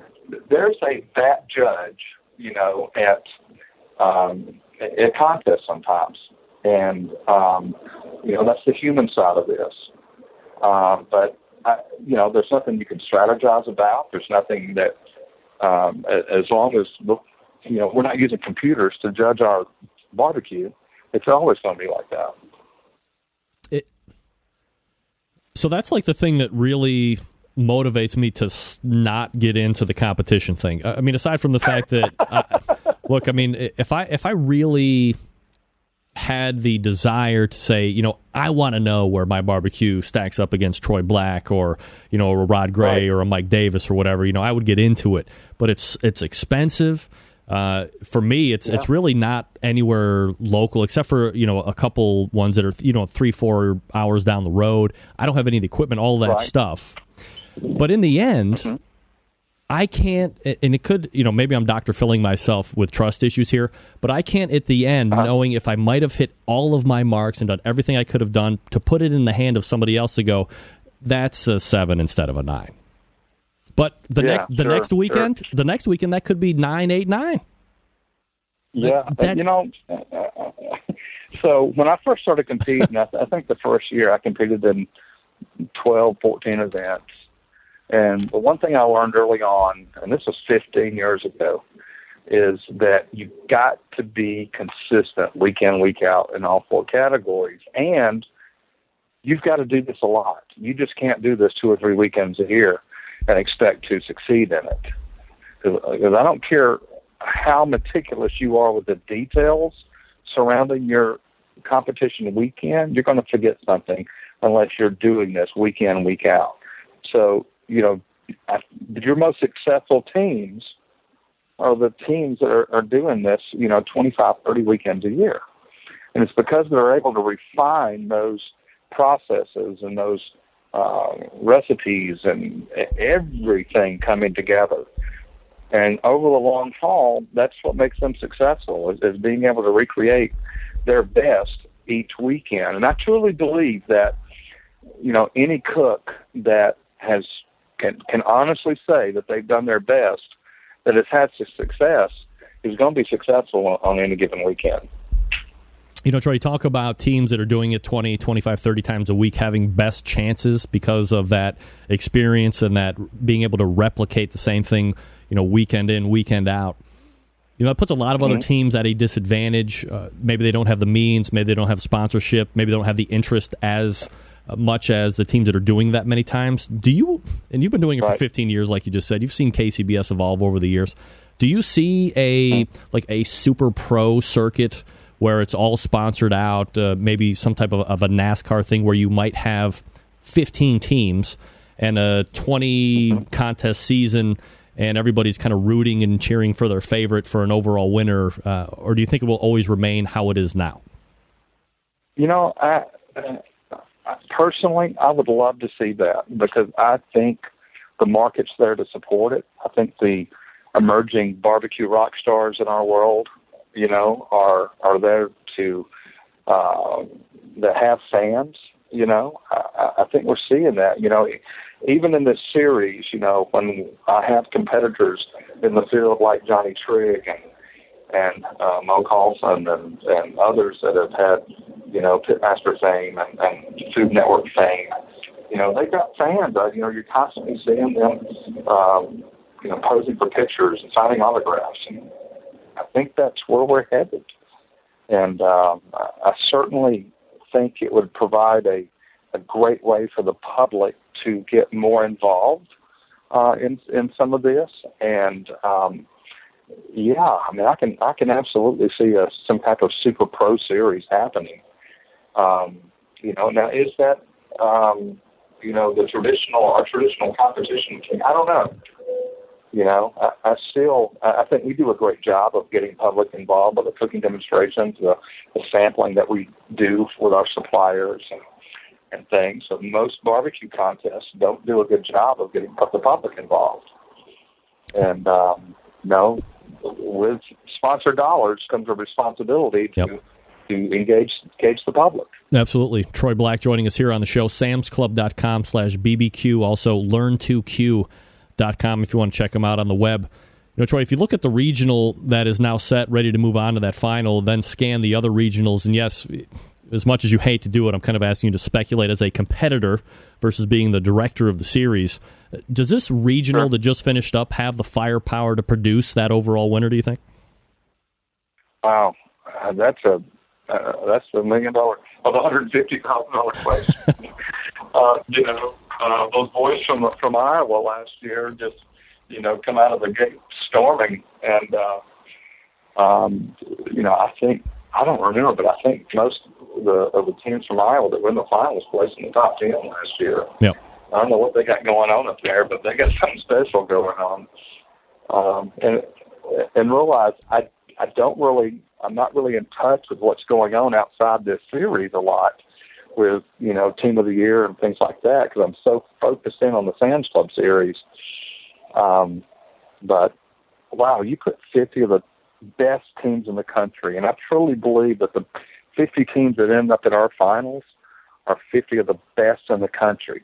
Unlike the Jack and unlike the Invitational, the American Royal, those teams have won one contest to get there, and they've gotten lucky to get into the Jack, for instance. But all 50 teams have worked their way through this tournament format to get there. It's anybody's game. Over the last two finals that we've had, the scoring has been so tight. I mean, just one mark down in appearance could knock you down 10 places. I mean, that's how tight, this is. Absolutely. So in order to win the Sam's Club title, team has to string together, as you had mentioned, 3 good cooks in a row. You have to hit top 6 in locals. You have to hit top 10 regionals. Of course, you have to win it all outright in Bentonville to be the overall champion. Does a team advancing through Oklahoma or Tennessee regionals have a little bit better shot at winning the whole thing because of how close they are to Bentonville? And I'm talking region, familiarity of profiles. I mean, these states are all kind of, one's on the left, one's on the right of Arkansas, that kind of stuff. Is there any type of a benefit to that? I've heard some teams, sort of jabbing about the locality of Bentonville and the judges. My argument there is that we had judges from 18 different states judge that event last year. So as many teams or as many states that are represented on the team side, we've got just as many or more represented on the judging side. So I don't buy that argument at all because those judges are coming in from all over the country. We only take master certified judges with a sponsor exemption at each table, at each judging table. Anybody that's been to one of my events at Sam's Club Series knows that my contest reps and I go to great lengths to make sure our judging room is balanced with experience. Each table has a good balance of experience on them. Mike and Teresa Link, who are my QCBS reps for all 30 events leading up to Bentonville this year. The one reason why I chose them to do this series is because I know Mike Lake balances that room out and the judging. And and we do the same thing in Bentonville. And so, no, I don't think anybody in Tennessee, Mississippi, Oklahoma has any advantage over anyone coming into Bentonville. Where's Sam's Series rolling into next? We will be in Overland Park, Kansas, part of the Kansas City metro area this weekend. This year we're taking the series to Kansas City twice. We'll be in North Kansas City later this year, but we're heading to Overland Park this weekend. Then on to St. Louis area, and then Knoxville, Marietta, Georgia, hitting some cities this year that we've not been to before, like Asheville, North Carolina, Lexington, Kentucky, Richmond, Virginia. And so I'm excited about going into those new cities this year. All right, so for the folks that I guess maybe aren't as familiar with the Sam's events, or maybe they don't live by one, is this something that if there's one by you, you can just like show up to and kind of see what's going on? Do you need to be a member of the club? What's the deal as far as patronage? Yeah, this is great because one of the initiatives for us at Sam's Club is an educational one, and it's to educate the public about these big meats that are used on the competition circuit. So every Saturday from 11 to 4, we have sampling from suppliers. We also have sampling from Michael McDermott with the American Grill Masters experience. You know, he's sampling out 5 different steak recipes. I'm normally doing pulled pork.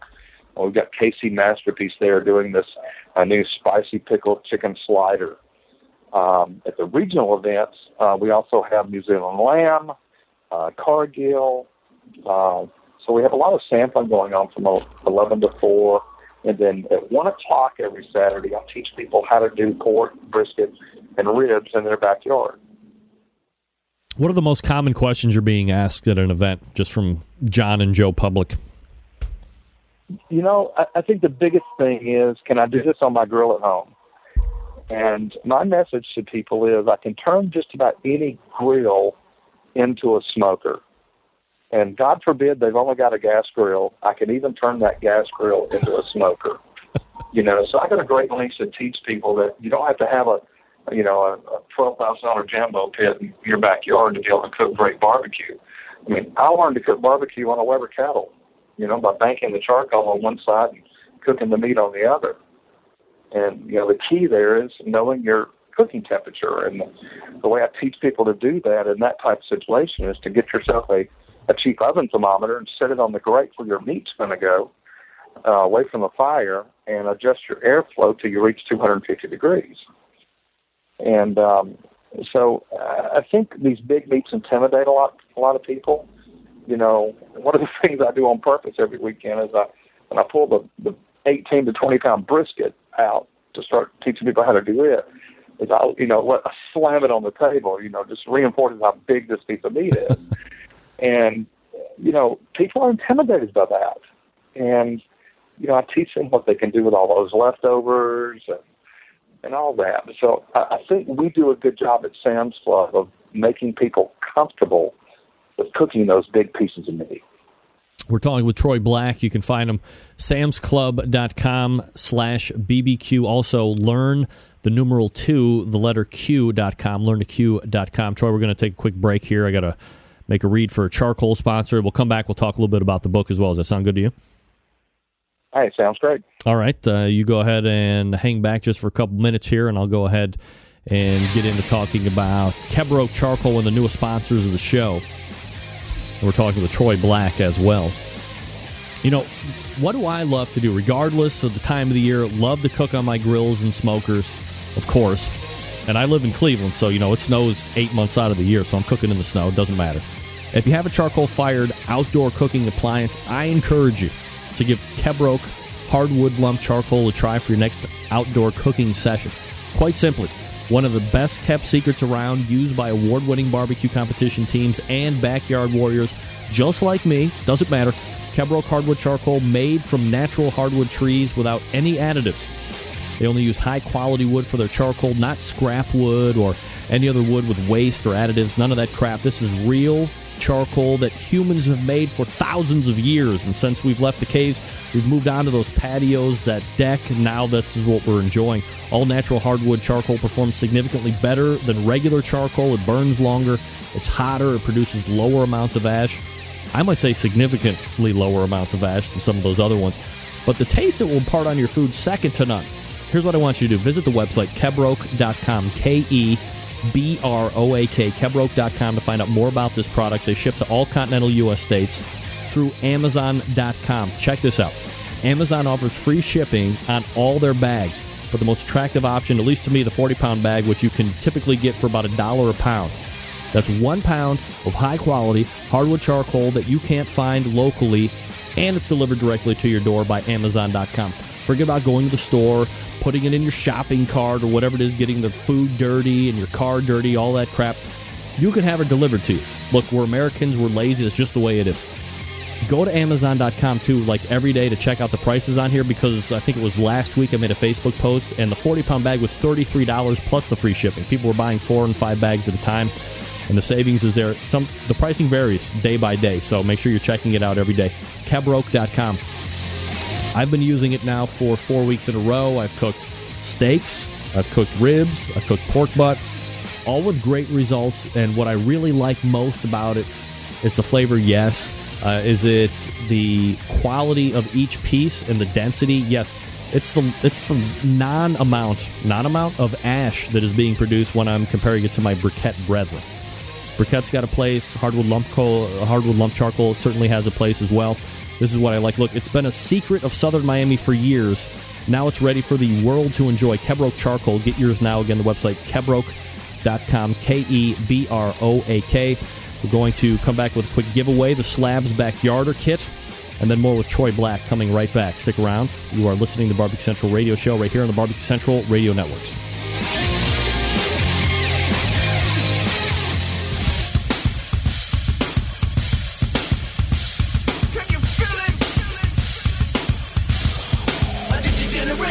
Now's the time on the show when we give stuff away. Gonna give it away for free at no cost. So get ready to send that email right now.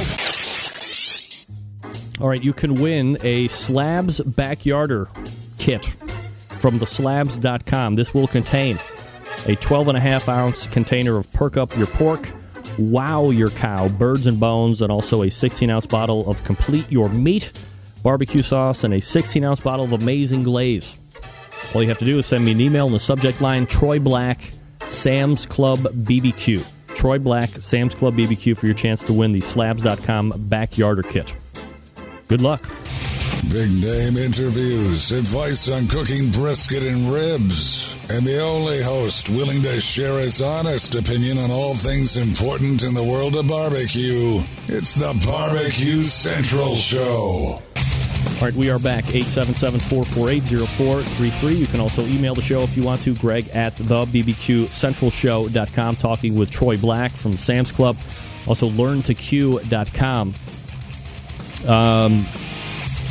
Troy, let me ask you this question. This is one that I guess I don't ask pitmasters enough, and I think I should be asking a little bit more from time to time. When you make competition barbecue, is it something that represents what you would make for a party at home or a gathering at your house, or are they in no way related to each other?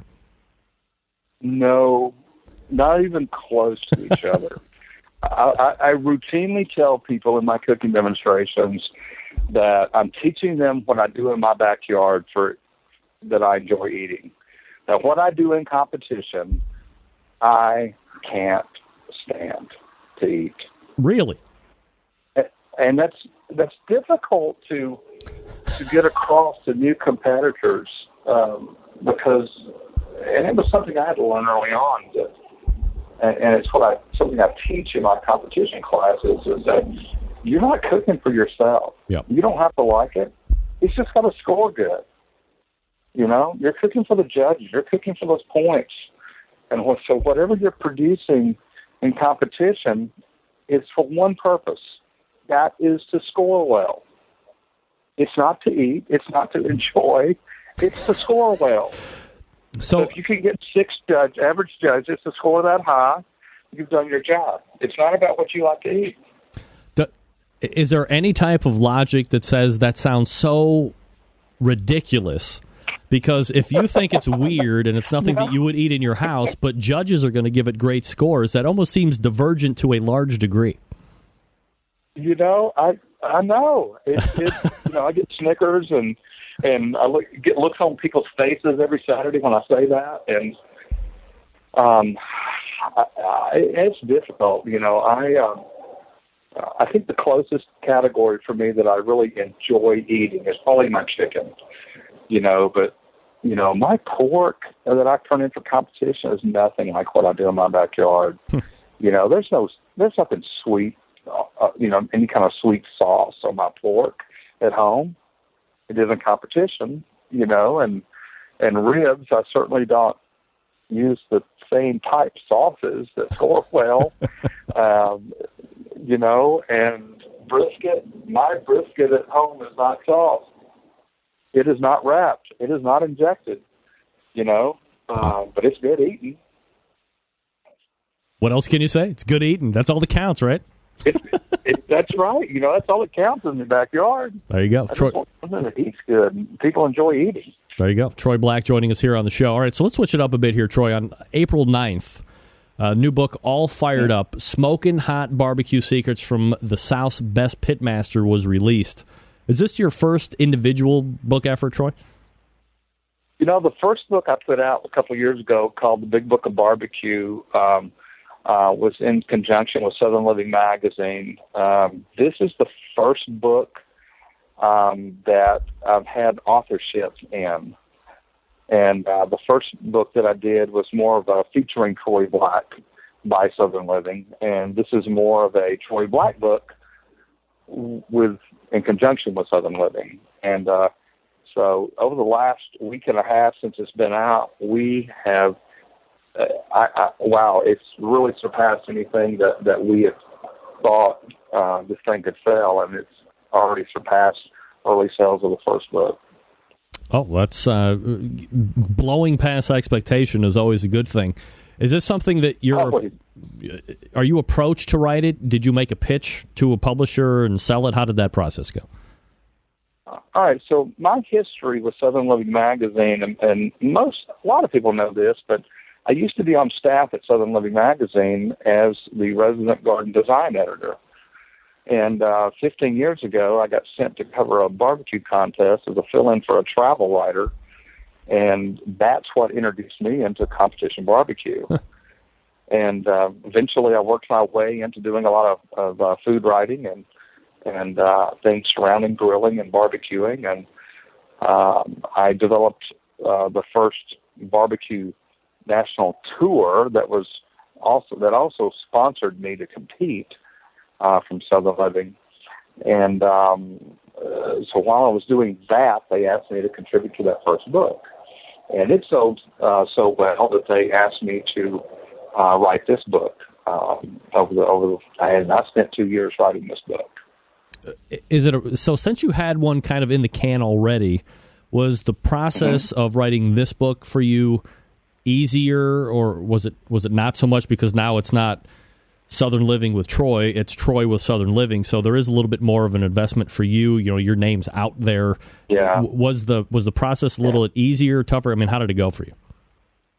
A lot more pressure on this one because, in the first book, I ran through most of my original recipes, and so this book, all of a sudden I'm, having to come up with, over 100 original recipes, to contribute. And so, a lot of time was spent developing those. And fortunately, we've got a great test kitchen staff there at Oxmoor House Books in Southern Living that, are able to test, my recipes that are submitted. And I only got one kickback to me. And I don't remember what it was, but I got one recipe kickback that said, this just doesn't work. And one out of over 100 that I've turned in, I'm okay with that. Sure. It didn't hurt my feelings. But the photography in this book is what really sets this one apart, and tips and techniques that we incorporate in amongst all the recipes. A lot of cookbooks only give you the recipe and don't tell you a lot of the how-to. And we've gone to great lengths in this book to show you the how-to and give you the tips and techniques to grill it or barbecue it right. Do you have a favorite recipe or two in the book that if, gun to the head, they say, hey, which ones are you going to be cooking for me tonight that you're always going to go to? Yeah, my favorite recipe in the book, and it's one of my favorite all-time recipes, is the bourbon brown sugar pork tenderloin. And then we've also got a whiskey marinated pork tenderloin in there also. Those two recipes are probably my favorite. I like to serve those with mashed potatoes because you can use the marinade that is reheated to a boiling point and, till it's safe, but use it as a gravy over the mashed potatoes. And that's one of my favorites. And the banana pudding in the very back of the magazine is awesome. Of course. Troy Black joining us here on the show. samsclub.com/BBQ. LearnToQ.com. Some of the websites if you want to check them out while we're talking. Troy, how do you gauge the book industry right now? Do you think that there will be a time when the paper version of a book will go by the wayside, or will there always be a need for that tangible unit to be in the house? I think cookbooks especially, there's always going to be a need for that tangible book. We have put this book out in all 3 digital formats for the iPad, the Nook, and Kindle, and those sales have been really strong over the last couple of weeks. But I think people like to hold that book in their hands. And, I watched an interesting story last night about technology in the print newspaper industry. And, when was the digital age going to push the print newspaper, out of business? And what they said is that, the internet just hasn't reached everyone. And I think our teenage kids right now only know digital versions of news and things like that. But I think that anybody above, that age is still relying upon a lot of print. Myself, I enjoy reading a print newspaper along with the digital versions. And, nothing's more satisfying to me on a Sunday morning before church is to get the real newspaper out and have some coffee, as opposed to looking at my computer or iPad version of the newspaper. So I think we're going to see the real book, the hard format books in play for a long time. Where can people pick the book up right now, Troy? Say that one more time, I'm sorry. Where can people pick a copy of the book up?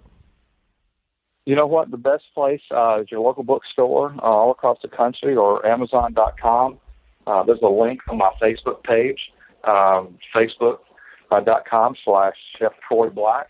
That's a direct link to the Amazon place to get it.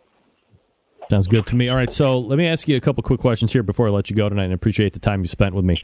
Favorite non-barbecue food? Oh, this hands down sushi. Really? Yes. So after a barbecue contest or an event on Saturdays, I beeline it to the best sushi place in town. And people would be shocked to know that the best sushi restaurant I've ever been to, as much as I travel, and I've been all across this country, but the best sushi place in this country, Hammond, Louisiana. Hammond, Louisiana, best sushi, hands down. Hands down. Wow. Hands down. Not found a place in this country, in Vegas, New York, L.A., Seattle, anywhere that comes close to that place. A place called Kieran down there. It's just an amazing place. Is it because it's such a divergence from kind of what you're into and what you're doing day to day that you like it so much, or are you just a sushi fan? I think that's got a little bit to do with it. Most people know about 3 years ago I had a heart attack and nearly died, so I had to make a lot of lifestyle changes, including my diet. So I don't eat a lot of barbecue actually. I eat a lot of grilled foods and grilled meats, but sushi is inherently very healthy. If you stay away from the rice, that comes with it. And, my preference is to eat sashimi without the rice. So it's, very healthy. And, I love sushi. You love sushi, you love sushi. Nothing you can do about it. Drink of choice. Yeah. If we're bellying up to the bar, what am I buying Troy Black for the first round? You're buying me a glass of Cabernet. Cabernet. Whoa, watch out. Silver Oak 2001. I'm a big red wine drinker. Another lifestyle change I made from the beer and whiskey to red wine because my cardiologist says that red wine is healthy for me. So look, at least in the barbecue world, Troy, one book begets another. Soon you are author Troy Black, who also competes at barbecue events from time to time. Is that something you would like to see kind of take over as time wears on, or not so much? I don't know. I enjoy the book world. I don't know if that's what I want to do full time because it doesn't get me out and amongst. I excel in front of people. When I'm on stage, whether I'm hosting the World Food Championships in Vegas or doing the Sam's Club thing each weekend, my talents lie in teaching people and entertaining people. So, whenever I'm on a plane each week, what do you do for a living? I tell them I'm in the foodtainment business. Foodtainment? And, the foodtainment business. I like to entertain and teach. And that's what I do. Troy Black, director of Sam's Club series, also a new book out, All Fired Up. Smoking hot barbecue secrets from the South's best pitmasters, available right now, Amazon.com. You can also check out Facebook/Chef Troy Black as well. Troy, always appreciate the time. Thanks for coming on tonight, buddy. Greg, thanks so much, buddy. I appreciate what you do, and I really enjoy your show. Appreciate it. There he is, Troy Black. Again, those websites, samsclub.com/BBQ and learn to Q, 2, and then the letter Q.com. And the website, or his Facebook, is facebook.com. Do you have to say .com anymore? Facebook/Chef Troy Black. And you can pick up a new copy of All Fired Up as well. So hopefully you enjoyed that. Let's go ahead and get out now. And we're going to come back with one more chicken changer. And then we'll wrap up the show from there. I want to take... Last week, we welcomed JP Custom Smoke into the partnership stable. It was a brilliant move on his part. Why do I say it was a brilliant move on his part? Well, let's see. He went down to Enid, Oklahoma. He started with the show last Tuesday, a week ago. He went on Friday, to Enid, Oklahoma, and guess what? What first grand championship that he's had in Oklahoma like in 10 years or whatever it was? Karma? Yeah, of course it is. You want to partner with the show, good things are going to happen. Ask all the other 5 partners of the show that have been on here for years. You got to be kidding me, right? Forget about it. John Patty, now a believer, and probably a sponsor for the rest of his life. Here's what you get to choose from when we're going to jpcustomsmoke.com. JP's Sweet Heat Chicken Rub, the custom blend for pork, the brand new to the market JP Custom Smoke Beef Rub, already helping teams win in the beef category. Can't wait to get your hands on all these flavors. Look, I understand. Hit up jpcustomsmoke.com and get yourself some. Pick up for the barbecue buddies as well, for gifts, for other such revelry, whatever it is. They'll be thanking you early and often. In 2009, JP Custom Smoke was KCBS Team of the Year in ribs. They finished second in pork in the pork category in 2011. They won the pork at American Royal, followed that up with another pork win last year in 2012 with the American Royal. So not only is this stuff good and made with the highest quality ingredients, it's winning on the competition circuit as well, as proof positive as early as just this past weekend. jpcustomsmoke.com. Get yours right now. And check this out. Not only does JP Custom Smoke make great rubs, winning rubs like this past weekend, John also does custom barbecue pits. Gang, I've seen them in person. Jambo gets a lot of run for being tops in the industry. You might want to hit up John a little bit if you're eyeballing a Jambo and see what he might be able to do for you. Craftsmanship second to none. The paint job is awesome. Customization ability, the firebox door. Bottom line, folks, the JP Custom Smoke pits are worth the look. At the very least, they're worth the look. You want to save any money? That's shame money. JP also promoting the Arkansas City State Barbecue Championship. Arkansas City, Kansas, April 26th and 27th. State qualifier. It's also part of the Tornado Alley Pitmasters Championship Challenge Series. Contact Ronnie Dornhofer with your interest. Arc City, A-R-K, arccitybbq.net. That's the website. Or call Ronnie 620-441-7693 with your interest. We're going to come back, and you're going to have a chance to win a chicken changer here. But visit jpcustomsmoke.com right now before you do it. We'll be around in about 5 seconds from now. Stick around.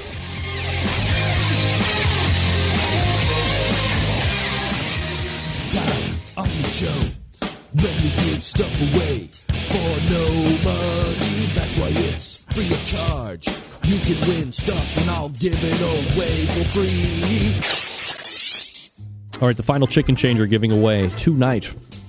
Again, from GetFiredUpFoods.com. Happy birthday, McD! McD! Partying in Las Vegas like no other. And willing to give away a chicken changer. All you have to do is send me an email. Troy Black Cabernet. Troy Black Cabernet. Doesn't get any easier than that. You can win a chicken changer. Helping people win second place just this past weekend at the Sam's Club Series, for crying out loud. Troy Black Cabernet in the subject line, and you can win a chicken changer from GetFiredUpFoods.com. Good luck. Broadcasting live from the Barbecue Central Radio Network studios in Cleveland, Ohio. You're listening to the Barbecue Central Radio Show. Once again, here's your host, Greg Rempe.